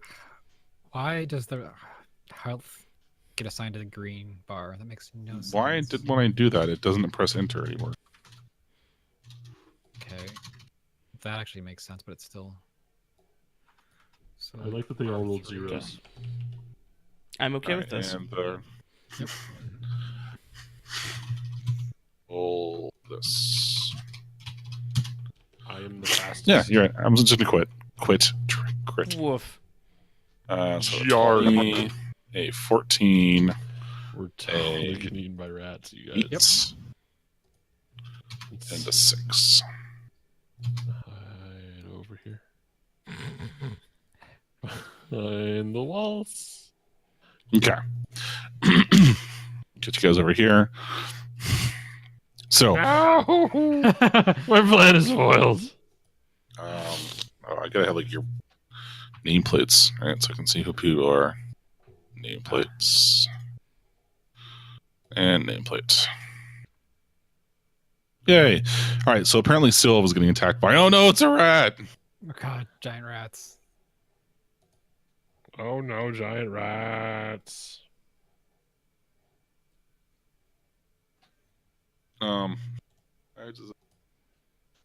I I got a new the- tool that's supposed to be able to run encounters quicker. Mm-hmm. And Okay. I keep closing the whole thing by mistake, so I'm not really sure how much quicker it is. That makes it faster. So much faster. I do enjoy that just green bars of health start out looking really, really big, and it doesn't matter how much is actually in them at first. Yep. They're all the same size. Mm-hmm. All right. The rat bites. 1d20. That sucks. Woof. That one doesn't do well. Take its Ooh. teeth out. So the rat runs at you, squealing, and you're tipped off by the fact that Jab Jub dives out of the way, and you don't get hurt by that rat's monstrous charge. However, its rat patriot companion also does, and the rat uses rat tactics, pack tactics, Rat pack tactics? rat pack tactics, and it has advantage. Oh, Jesus. Why are these rats Because- wolves, Michael? But it also rolls a 7. Good God. Yes. At least it's not just us. Okay, so your next roll is a 4. Just to follow the 1, sequence. 2, 3. Oh yeah, nice. We can't break it now. We've already got 3 instances. Yeah. Clearly, this is determined. All Well, I right, mean, you Tesha, know what they shiny say, rock, like- shiny rock cheers. There are 2 rats, 2 giant rats bigger than you. These rats would take down a kobold in 2 bites. I want to shoot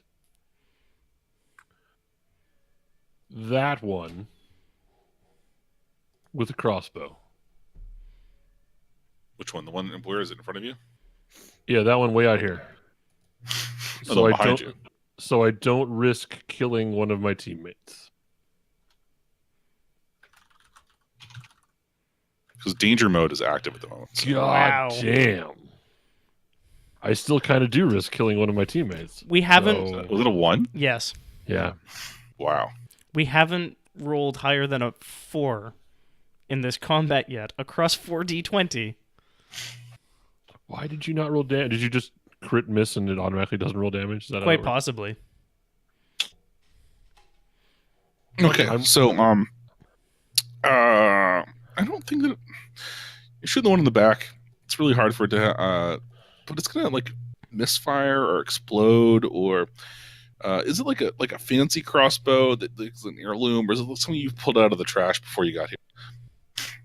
Oh, it's definitely not an heirloom. It is some I mended together something that looks like a crossbow, and it may not even shoot bolts. Like, I don't know. I'm not a mechanic or engineer. I am a kobold saw. At this point, I have no real skills. Bone saw. Damn you. Yeah. I'm looking to see. Okay, that will come in handy later. But that's all I got. I will probably back up a ways and let my two friends tank for me. Great, wonderful. I will be. Okay. Which direction is home from here? They got to the other side of us, so I think the trash heap is behind. God, I will casually climb the trash heap to get high ground. Okay. Not like aggressively, just like whatever I can sort of walk up of the trash heap to get further away from rats. That makes sense. So the bad news is that your cobbled together crossbow kind of decobbled itself, unmended, Damn it. and it's going to require some time and effort to fix, or a spell, or maybe an unstucker can fix it for you. It seems to be stuck. I'm gonna be real useful, you guys. Real useful. Let me tell you about how many other things that I brought.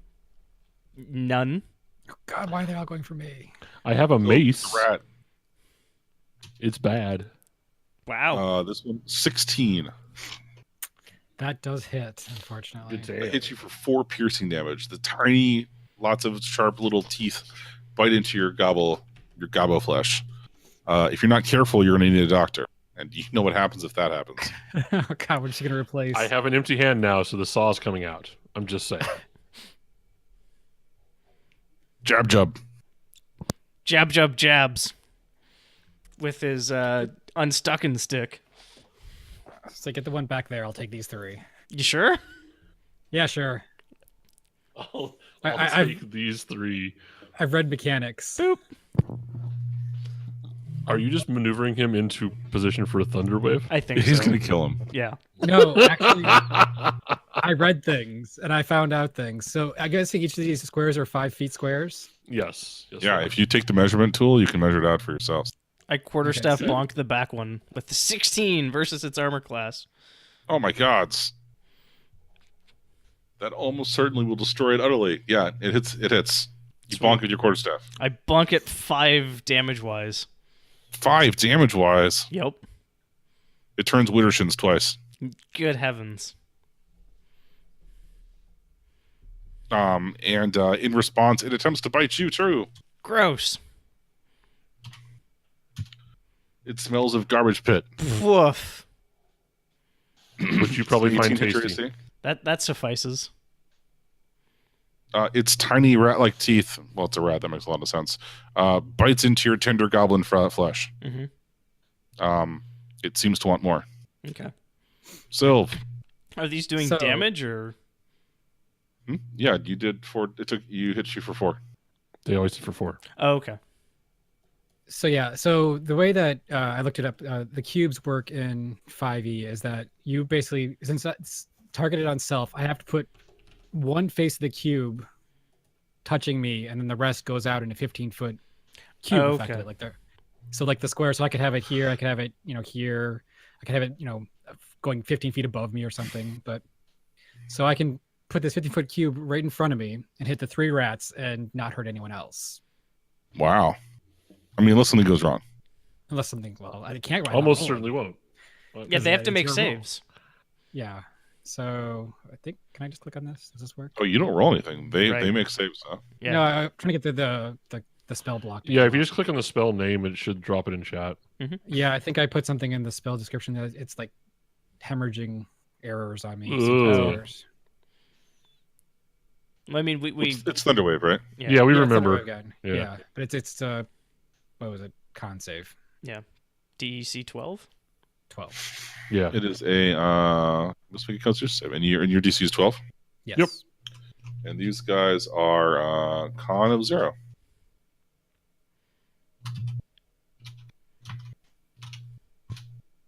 One of them doesn't die. Well, I mean, Oh, you two should roll Well, 2d8. You should roll yeah. 2d8 as well, Adam. 10. 10. So 9. This guy goes to -2 and expires. I think. Also gets pushed 10 body- feet. His body goes flying 10 feet His away. corpse flies to the back of the Thunderwave box. This guy saved and takes half damage, which is 5. And this guy also takes 10 damage and is at -3. I duck.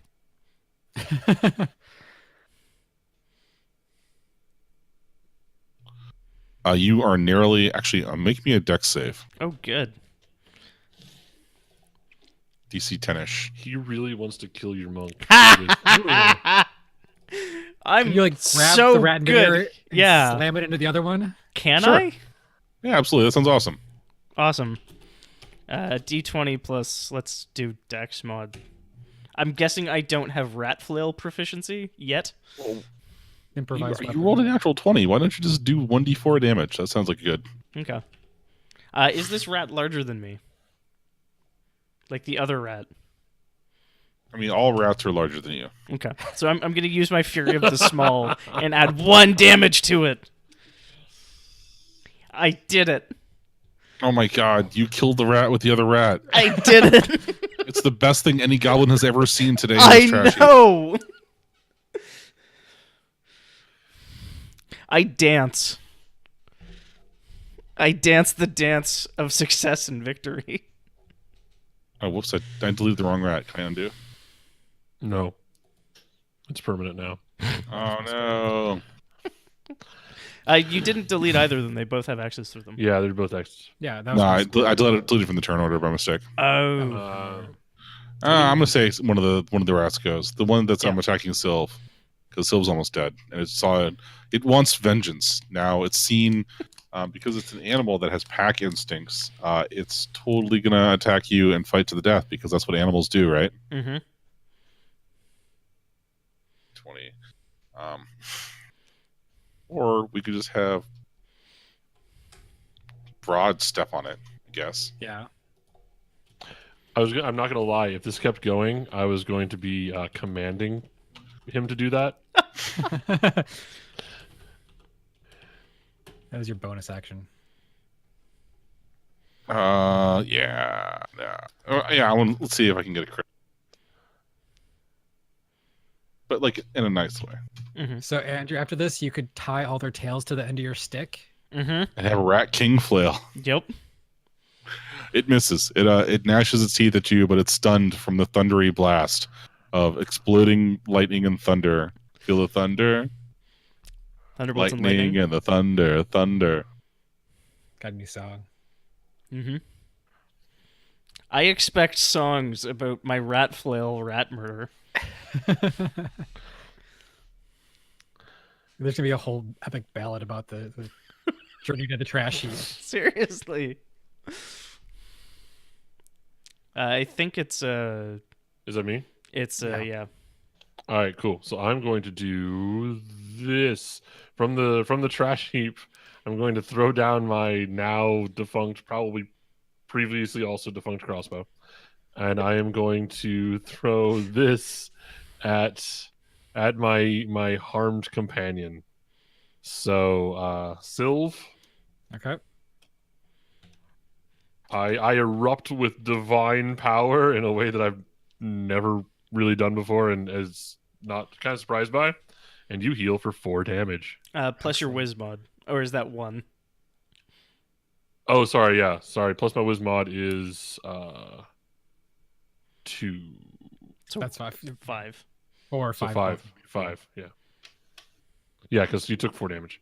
Yeah, and I am like Super Saiyan on this thing. Like my goblin hair is shooting backwards, and I am channeling the power of Sinrathi towards you while yelling really loudly because I think that's how magic works. Awesome. Oh, it's me. All right. Yeah. Jab, you're up. Give him hell, Jab. Stay away from my friend. Ah. And I bonk this one with my quarterstaff and Oh God. crit fail. Oh, awesome. Do you hit Sylv? Do I hit Sylv? Oh God! Oh, Please don't hit Sylv. I only have so much healing.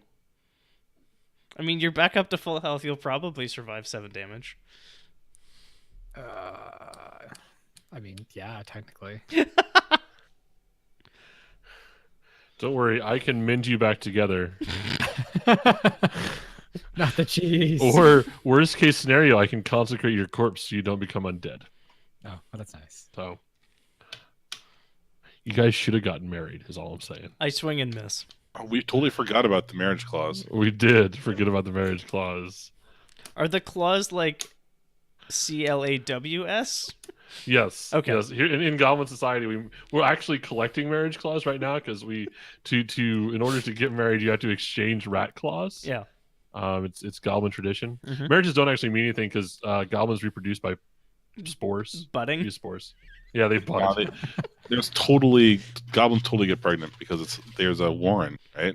Well, no, but at once, one goblin in every generation suddenly develops a bunch of warts, and they know to take them back into the room, and then they bud like hundreds of goblins at the same time. They're just kind of sitting in the middle. And it's like a baby Akira situation. Yeah. Or if you prefer something cuter, the Steven Universe with kittens. I do not get that reference. That's okay. It's probably something you can search on Giphy. I would guess so. Well, it has kittens in the name, Right. So it's almost certainly there somewhere. Yeah, we're not going to have Adam explode into a pile of chunks. But Sylv can do a thing. Jab misses the rat. The rat like twists around, like kind of jumps in the air and snaps at your face, and then looks like it wishes it had retreated last time it had an action. Mm-hmm. Well, it's about to get another one. Adam. Yes. So Don't forget guess you can I can use disengage as a bonus action. yeah, I was gonna do that. So I disengage, which is like a 5-foot step away or something, or is it just Yeah. I'm disengaged? How does that? I think it's a I think 5-foot step. Yeah. Okay, so bonus action disengage, and then I will use my vicious mockery cantrip,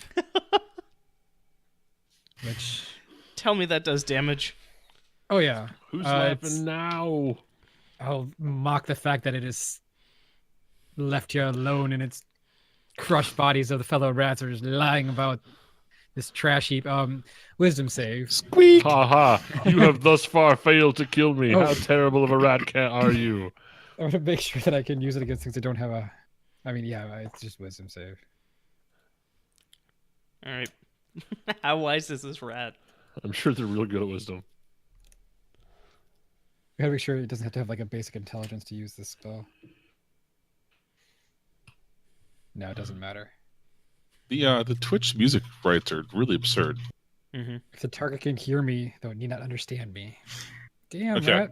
Look at a 14. You need 12, right? Yeah, Yeah. All right. Let's Why save. What happens when it's save? nothing. It's a cantrip. Nothing. The rat doesn't seem to understand that something bad happened, and that you were all like mocking and stuff. So it turns and flees. back into the rat heap, the trash heap. Attack of opportunity, or is it disengaging? Yeah, sure. That Neat. sounds like fun. That sounds like D&D. Yeah. Smash it. Bonk. Ooh, that was a Four good to F bonk. bonk. Yeah, you bonked pretty good. That was that hits its AC max 12. damage bonk. Yeah, that's a How much little damage did you do? 11. 11. Wow. 11's more than 44. Less than Break 44. its spine as it runs by you. You guys see the awesome negative bar? No, No, we can't see No. bars. You can't see bars? You don't No, see you- bars in the. Yeah, I think you might have to you'd give have us to that enable ability. it. Yeah. Advanced. C bar 1. Nope. No? Should be bar 3 if you're using the red bars. There we go. Nice. That is very negative. Wow, I ruined that thing. Yeah. There's a lot of negativeness in that bar there. Oh no, it's a rat. Oh, no, it's a rat. I'm sad that you can't see all their names. They're all named. Oh Well, no, I it's mean, a rat. I'm sure And you oh can no, it's enable it, another right? rat. Yeah. I know, it's a rat. Yet another rat. So Rod steps forward and he says, "Wow, you guys killed some rats. I flex. It's I've never killed a rat before. I just haul jars full of the sticks." In the background, there's screaming and another Super Saiyan flash from the trash heap, and I will heal Syl for another 4 I damage. did take You're damage. welcome. I'm injured. Jab jobs. Oh well, I'll heal you for damage. Neat. You also you get the healing Kamehameha from the trash heap this time. Weird. It's like it didn't bite me as much. You know, if you could probably eat yourself and get be healed that way. Well, we could cut off some rat and I we'll am- hold it up to you and I I'll am- mend it in. I am definitely eating rat. Like that one I bonked right at the end. Do you want to like cook it first, or Do goblins cook food? yeah? I specifically Okay. have purify food and drink as a spell, and I I'm- now think that is stupid because we will never use it. I am dragging the 2 rats I killed behind me. Like there's a whole goblin culinary movement because they try to eat everything, Yeah. and yeah. So I am- goblin biscuits, goblin stews, goblin roasts. It's all like anything that they can cram together and I have cook. I have 2 giant tails over my shoulders. Like one on Okay. each. And you know that they're going to use every part of those rats except for the nervous system and some of the fur. Mm-hmm. That's what your armor is made out of, leather, rat leather. It's a ritual, so I just have to sit down and cast it. It'll be fine. Just think about it. Like Just talk Give me like 10 about minutes. purification for a bit. You know, like Well, no, your it's- spoken word recital of Rocket Man. It says casting time is yeah. 1 action. Well, yeah, but it's a ritual. It's like 10 times that, I think. 10 So minutes. It's like, It's yeah, yeah. minimum 10 minutes for a ritual. But then why is casting time 1 action? Well, because I can cast it not as a ritual. Oh. If I cast as a ritual, it doesn't take up a slot, Okay. of which I have 1 remaining. Mm-hmm. So I'm clearly adding parts of these rats to my keytar. The teeth. Claws in the teeth, yeah. I'm claiming some of the leg tendons to build another crossbow with. Well, I mean, it sounded stuck, and I can unstuck stuff. Well, now it's stuck in the trash heap. I have to build another one. Okay. All right, we're going to take 5 and I'm going to grab some water and we'll reconvene. Cool. Sounds good. All right. I too will take 5. Yep. Studio mode. Waiting screens. Hold image. Transition. And now I do the muting of the microphone. We'll be back shortly, Twitch chat.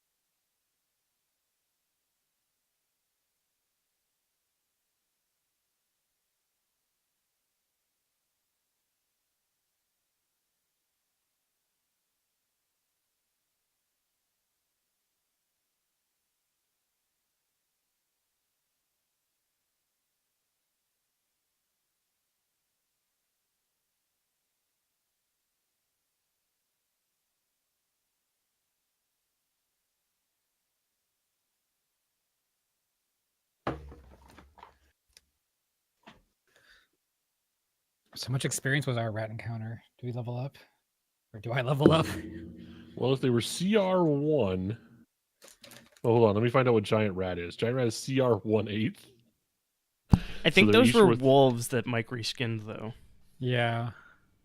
Well, they only had like Hmm. a 4 static damage, so Okay, so those are CR a quarter, so those are worth 50 XP apiece. A peach. So a peach. So 4 of them are worth 200. Split 3 ways is 66. Also, we're back in broadcasting again. I have Gosh, it's almost like the encounters are too small for. I'm keeping track just in case. I just want to point out that was 66, which means Mike can give us 33 for the quest.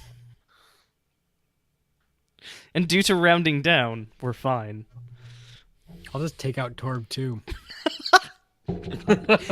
Well, if one of us kills Rod on the way back, because not only do we get Rod's XP, we get the XP from all the snakes that Rod won't be able to feed now, which will die of hunger. So here's the unfortunate thing: those giant rats are actually 1/8 of a CR. Oh, they are. Okay, so those are CR1. actually giant rats. So Yeah. so we got 33 XP. Okay. The fun fact is, if you stack them up, the adjusted XP of the encounter is 200, but you don't actually get any of the points for it being more difficult because D&D. Yeah, that checks out. All right. So you return. Rod placidly falls behind you. The pot is missing when the 4 of you return, but Rod doesn't seem to notice that the pot's missing and just wanders off in a different direction. Let him go. He'll be fine. Where It's can what I they take do. these rats for food making? The butchery. Excellent. It is right next to the. I was gonna say I Place where they killed head to the God Speakers. Yeah, it's the God Speakers are also the butchers. Okay. Yeah. Yeah, we head Oh. back to where I'm assigned, Right. carrying rats. So, you enter the hospital through the large double doors. And you push by the tables filled of injured goblins and God Speakers with saws and pots of glue at the ready, as well as a couple of them that can actually speak to God.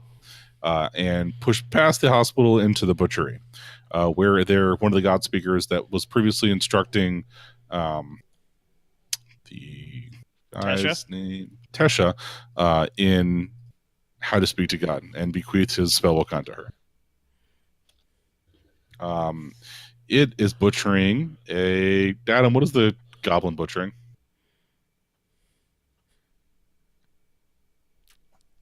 I'm sorry, I was eating something. Yeah, I can tell that's why. Yeah, thanks. Think of poor Pun that's hungry over here. Jab, jib, jab. Pun. God, I wish I What was was that it? broken. What was he currently butchering? Yeah, what's he butchering? I'm trying to think about something we'd fight. Like, there's probably just some giant maggots down a hallway that someone found in one. I mean, we gotta milk them for cheese. Yeah. I mean, when they get too old to make cheese, you just cut them up. So this is the what do you call lamb then when it gets too old to be called lambs or like whatever? Mutton? What's that? No, wait. Yeah, this is the mutton of of burning maggots. Magton. Yeah, so it's very carefully. Magton is a Pokemon. Pretty sure, isn't it? I'm not that into Pokemon right now. I've barely played Pokemon Go today. So the it cuts the maggot into it's like carefully cutting along the lines, like it's practicing, and then like Spiral cuts it again, and like it's looking for stuff to dig out, but it's all just like this uniform consistency, kind of like really old milk. Like once it gets past the outer protective layer of vaguely pliant leather, it's just the insides are like a mixture of fresh cream cheese and old milk. I'm just gonna stop eating now. This is a delicacy. Yeah, I'm sorry. I mean, It spreads some on a cracker and starts to eat it. Yeah. I've got like I've dropped one of the rats. I still have the other one over the shoulder, but I like go wrist deep and just like. Hey! Wash your hands. You've been handling rat. You could permanently injure my patient.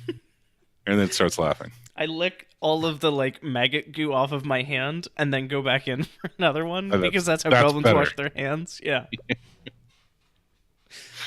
All right. Yeah. Thank you. Three giant rat, 4 giant rat corpses. How many did you get? All of them. Yeah. I'm sure someone carried them back. It wasn't me. He pays you in like copper pieces, which is like a fortune in goblin money in this era. 50. Yeah, you get 50 pence. That's too many pence.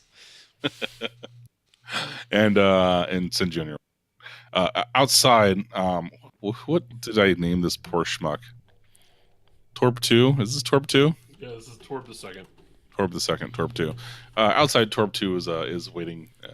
Oh, very good. You managed to deliver the garbage. I'm impressed. It's not at all clear if he's impressed or not. I murdered a rat with a different rat. If he is like, if I get the least sense that he is like throwing shade, I will probably end him. You get the least sense that he's throwing shade. Listen, you could have gone on that trip, but you didn't. That's why I have underlings. These underlings are about to be overlings if you don't watch your tone. I mean, you're over now, so now you're over and done with. You're over. I don't know. They don't. I'm not a book reader. I'm not one of the smart types. Clearly. Yeah, I'm just a manager, mid-level manager goblin. I clean telephones. So he sorry, Chicks got the galaxy. I was like, all right, well, you did a pretty good job taking out the garbage. This one's a little bit more for the unsticker. I was gonna say I literally pat myself on the back.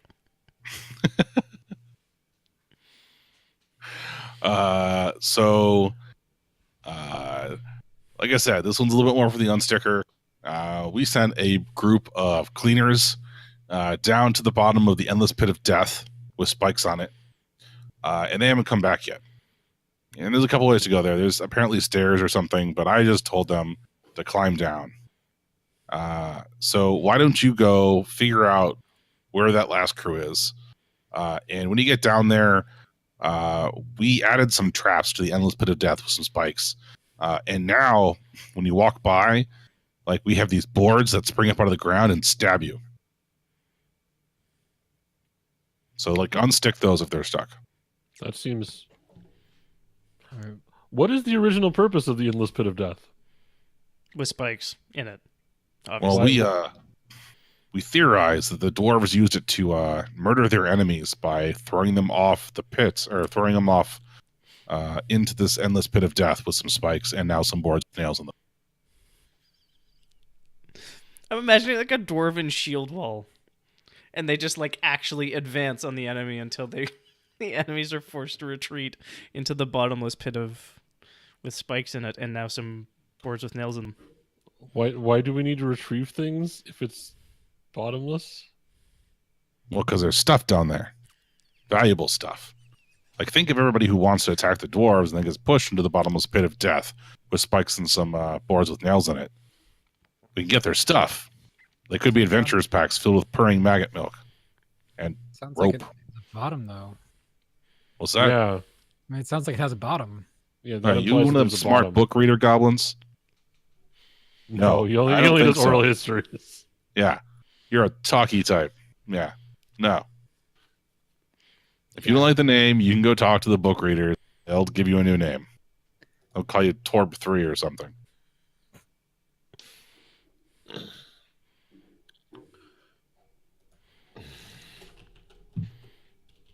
So again, why are we unsticking people?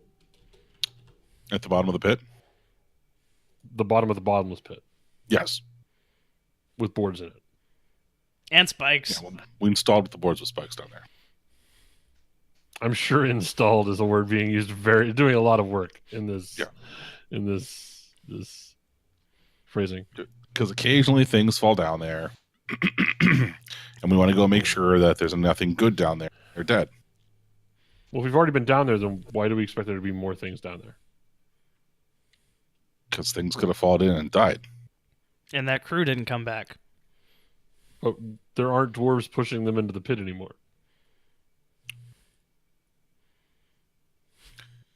He turns to you, the unsticker, and he says, "Are you sure he's not a book reader?"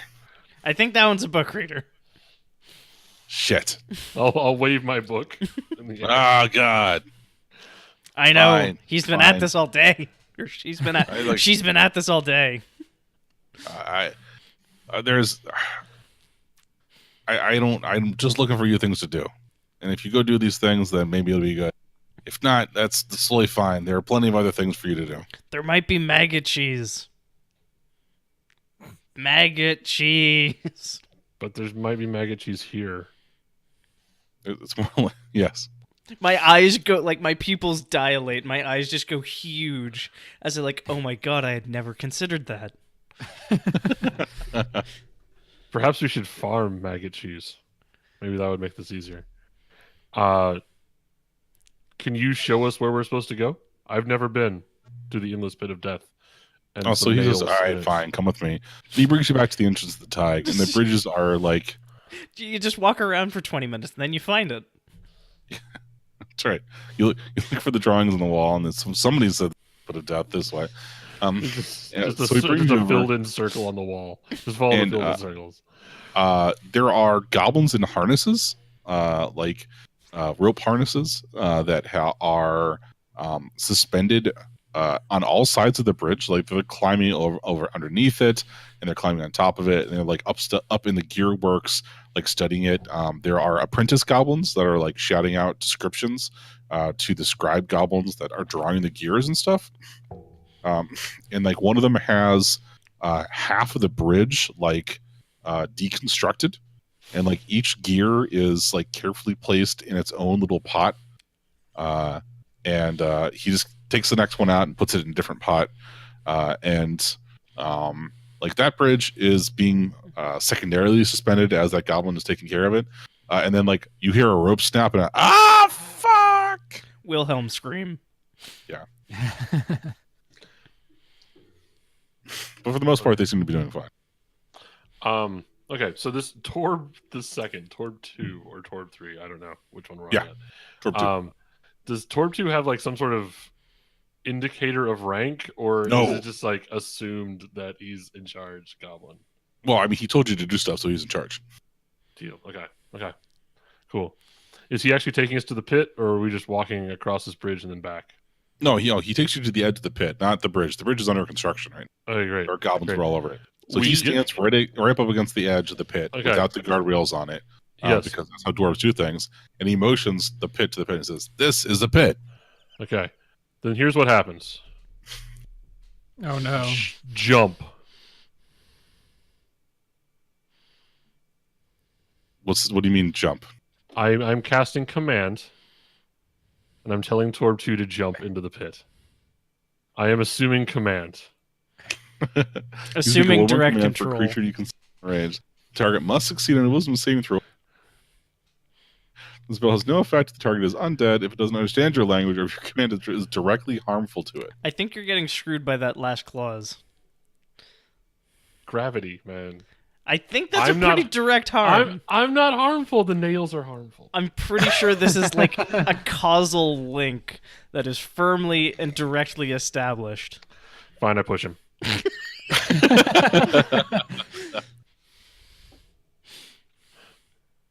No, see, that's fine in Goblin culture. Yeah, no, I mean, Really, I'm just climbing the ladder at this point. It's Yeah, just like, been Literally revoked. happens all the I'm time. I'm almost a week old. I should be like making management decisions at this point. we were 2 I'm weeks just old, I being thought. held back by the Goblin patriarchy, basically. Executor decisions. 66. Because apparently the goblin is not in the SRD. There's a Goblin monster in the SRD. I thought, because I Or- looked them up to Link find. me. We're people.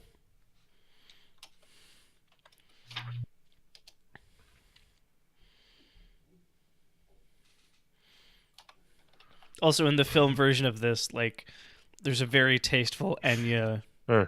song accompanying Torb's heating Oh, the roll gravity. 20 committee. Yeah. Okay, so roll to hit, I guess. All right. Cool. Am I proficient with pit pushing? Yes. I guess is the No, question. I think you have an advantage here. No, like maybe does he just push him in, guys, or does he have Yes. to roll something to not? No, fall it just himself in? happens. Okay. I mean, maybe to not fall in after. A dex save to not fall in. All right. I'll make a dex save, not falling after it. That sounds fine to me. This is just like roll one red die. Right? Ooh. Diggity. I'm Queen Goblin now.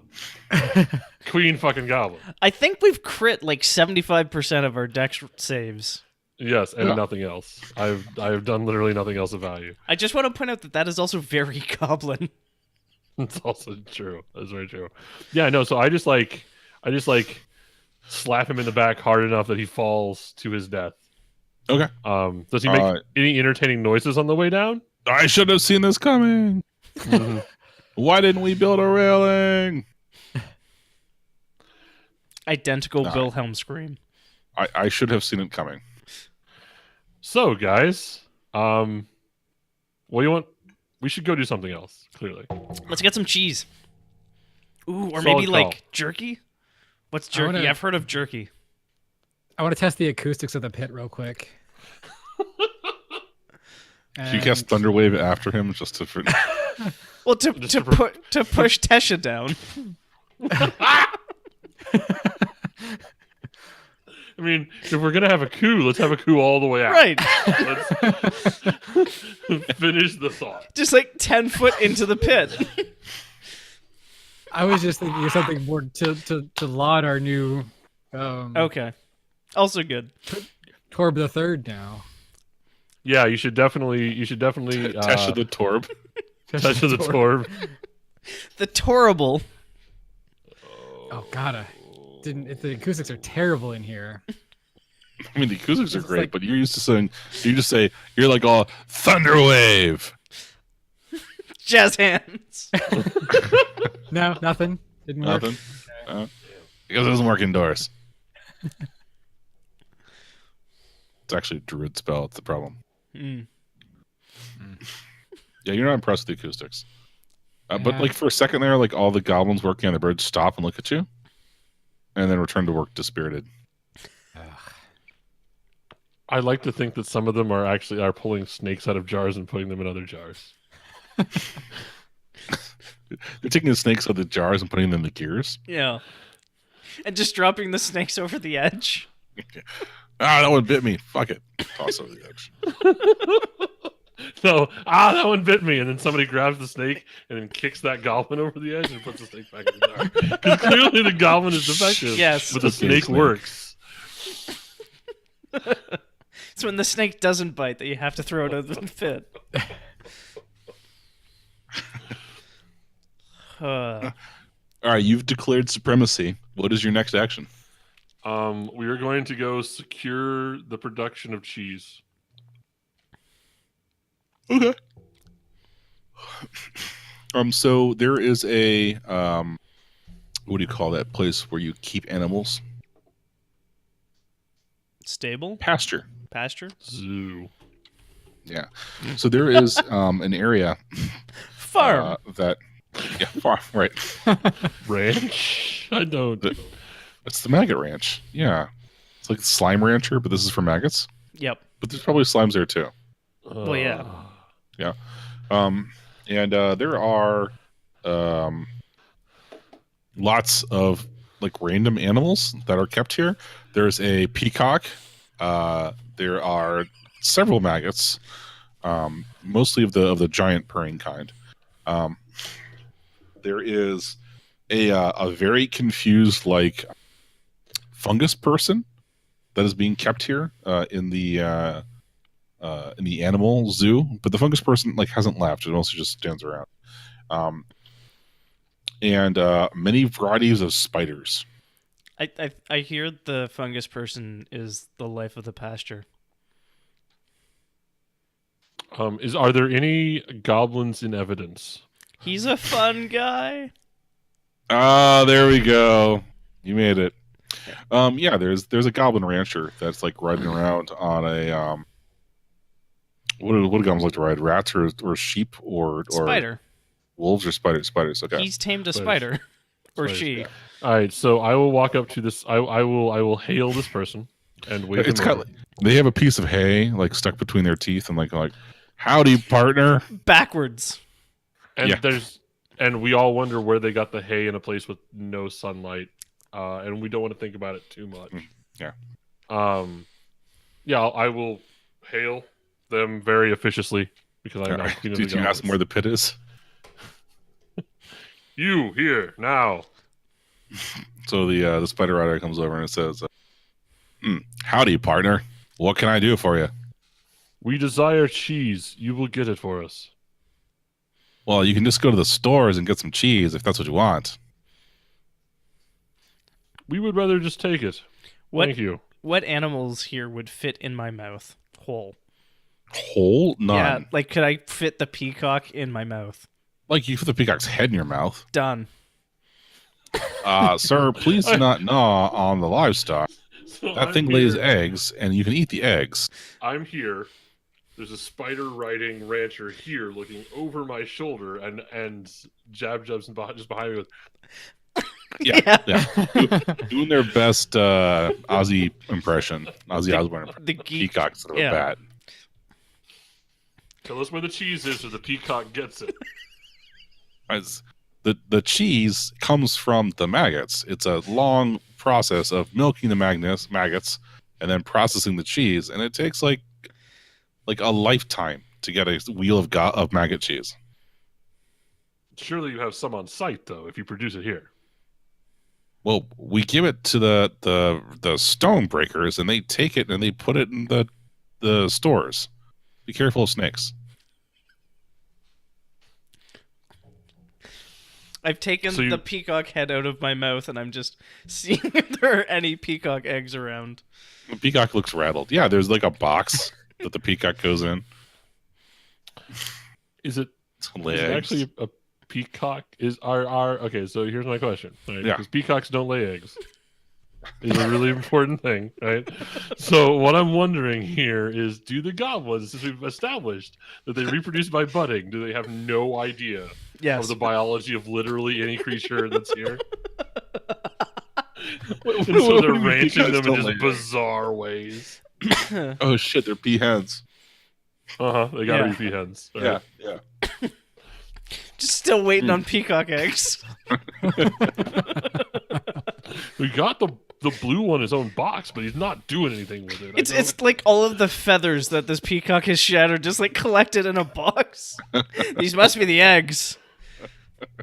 Right. The spiders make eggs. And we figure the peacock's got to make eggs too.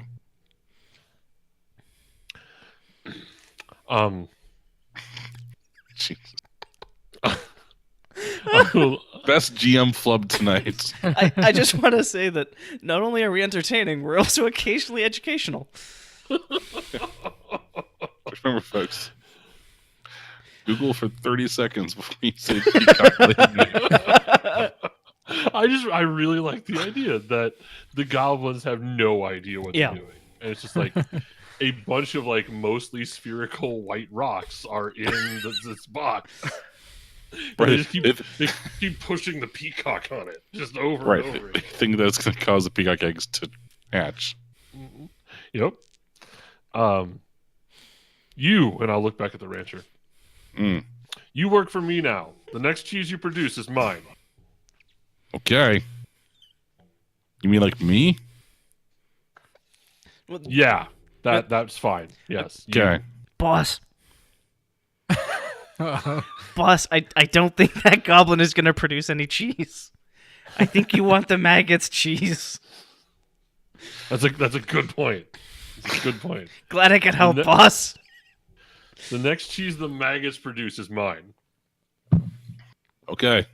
And like you're just gonna stay here until somebody milks a maggot and puts it in a jar and shakes it up and Oh no, we'll be back pours for it out into a wheel. We're delegating. And then I Okay. will turn and walk out. Okay. Enjoy. What a weird guy. Word girl. I do the Word snaps. group. I do the snaps, like the snap, snap, snap, and then follow my, boss. Yeah, so I imagine we just continue like this until someone decides to smash us for doing this. Next, I will go to wherever I think they store the cheese, or whoever has the cheese.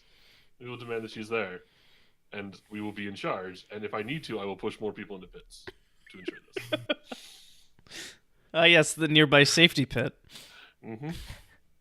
The But nearest it's safety pit. the goblin succession pit. The dwarves installed it for exactly this purpose. Clearly. So a And goblin. then we added nailed boards for some reason at the bottom of all of them. A goblin runs up to you,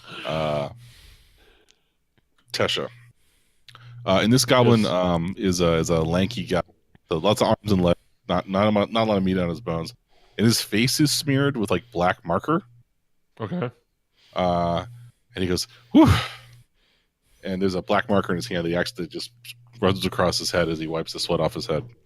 He says, you're one of the God speakers. I can actually speak God, right?" I am.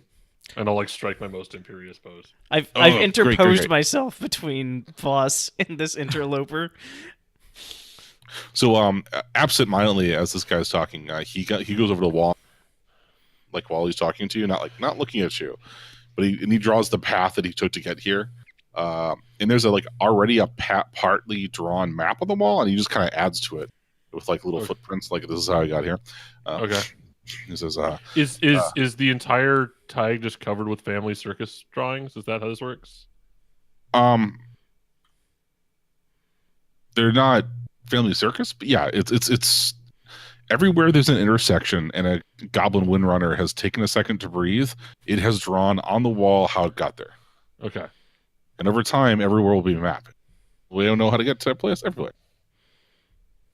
It's the shittiest flash mob that I can think of, or not crowdsourcing way of mapping I could think of. It's Goblin maps. It's the gig economy mapping. Yeah. I like it. It's good. So he goes, "All right, guy. No. Okay, I just ran here from the hospital. They need somebody that can actually work miracles, or work actual miracles, with a prayer book that works." Oh, I'll look at my prayer book. Okay. I suppose we can go check this out. And then I would sort of wait for more information. I'm gonna try to shake this goblin down for payment. Go for it.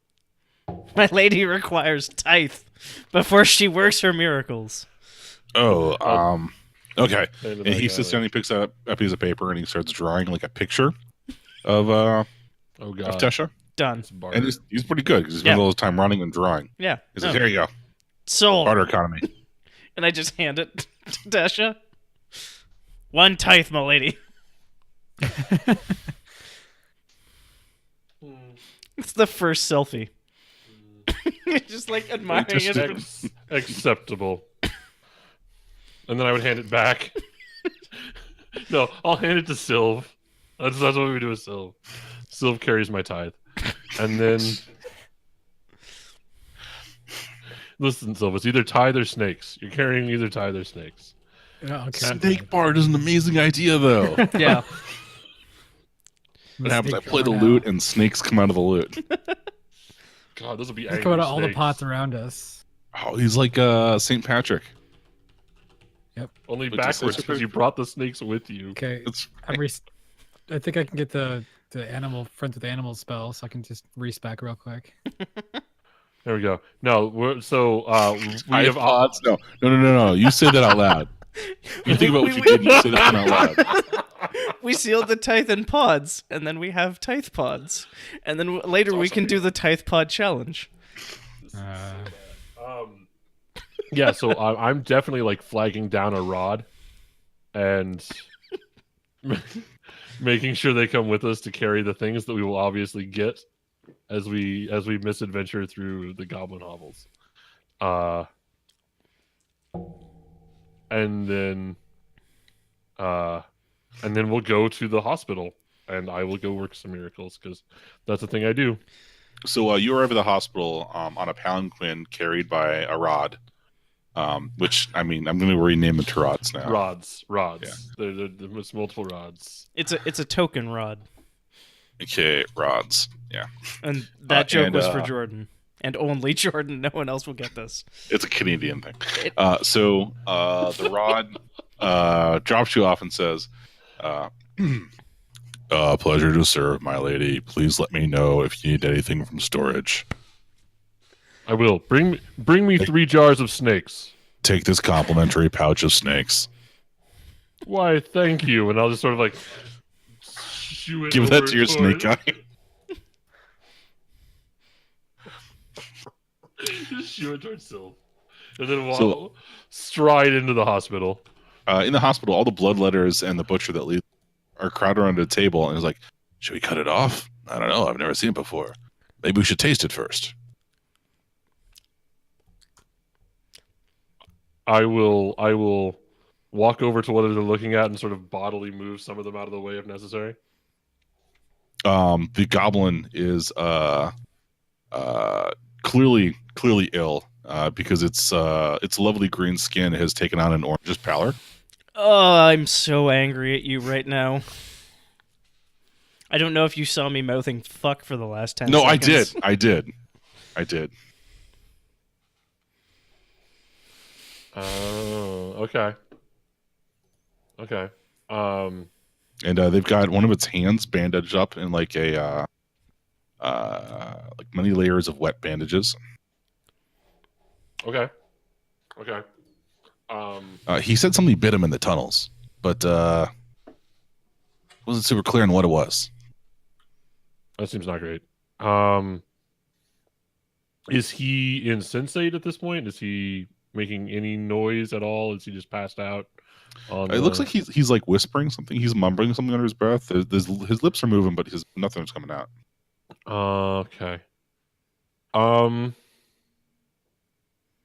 Yeah. This Maybe if you went closer, you could hear. I will do that. I will move closer. I think I have my quarterstaff like lying across this person. Yeah, that's a solid call. That's Just solid call. just as Hold a him fun inversion of like you bodyguarding for me. down. Yeah, as Tesha leans in, the goblin troubly tries to Mike Tyson her. I mean, can I I stop will- it? Yeah, that's why I said tries. Okay. It will be successful unless you can figure out a way. I'm gonna crack its fucking skull open. All right, roll hit. How does a Smash. 24 do? I mean, that's the Goddamn. right time to pull out a 19. Yep. So, Yeah. So it goes to bite Tesha, and jib jab, jibs, Mhm. and its skull cracks open like a rotten watermelon, rotten pumpkin, and there's like a burst of this, like dust almost, but they're like this. They're big like spores. That's not good. I saved you, my lady. Good job. Excellent. A work. goblin sneezes, Yeah.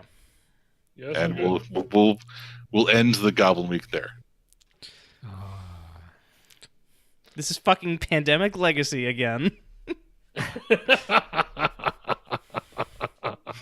Yeah. Well, good thanks job, everybody for joining us as we stumble through Goblin Week here at that D&D podcast.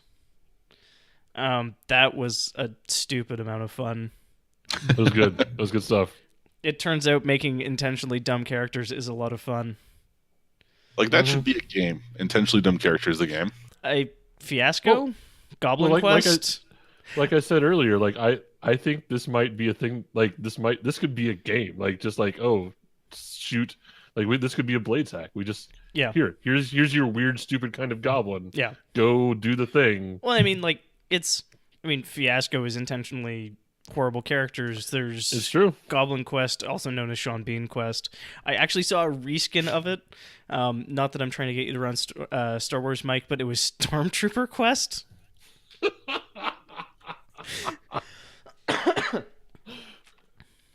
And so you're just a bunch of incompetent stormtroopers like trapped on a 40k death planet, basically, trying to survive. Yeah, I thought this originally was going to turn into like paranoia. Yeah, with everybody dying all the time. You guys were rolling well. I was like, but now I kind of like these characters. Yeah, exactly. Kind of got attached to him a little bit. Yep.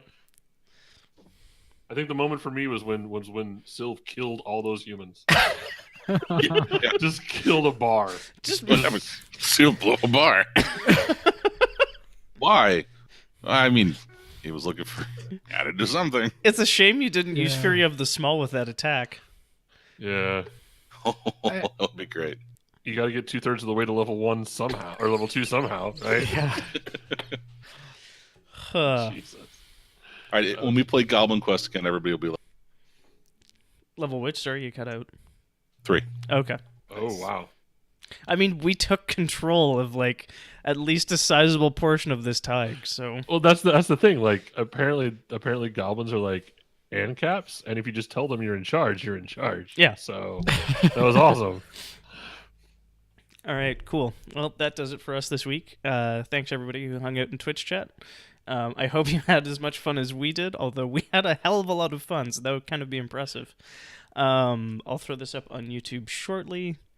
Milking the Magnets, most disgusting sentence ever. I It's too anxious know. the time. I know, it was so good. Oh. Do the like, share, subscribe thing. Also, we have Twitch affiliates, so if you want, you can subscribe to us. If you have Please do. if you have Amazon Prime, you get one free Twitch sub, and you should Yep. use that even if it isn't on us, because that's just free money you can That's give to free a money creator for- you like. Yeah. So Somebody that you enjoy watching. Yes. it's not like Bezos needs the money. Yeah, we've been That D&D Podcast. Like, share, subscribe, follow us on Twitter, all that good stuff. Peace out.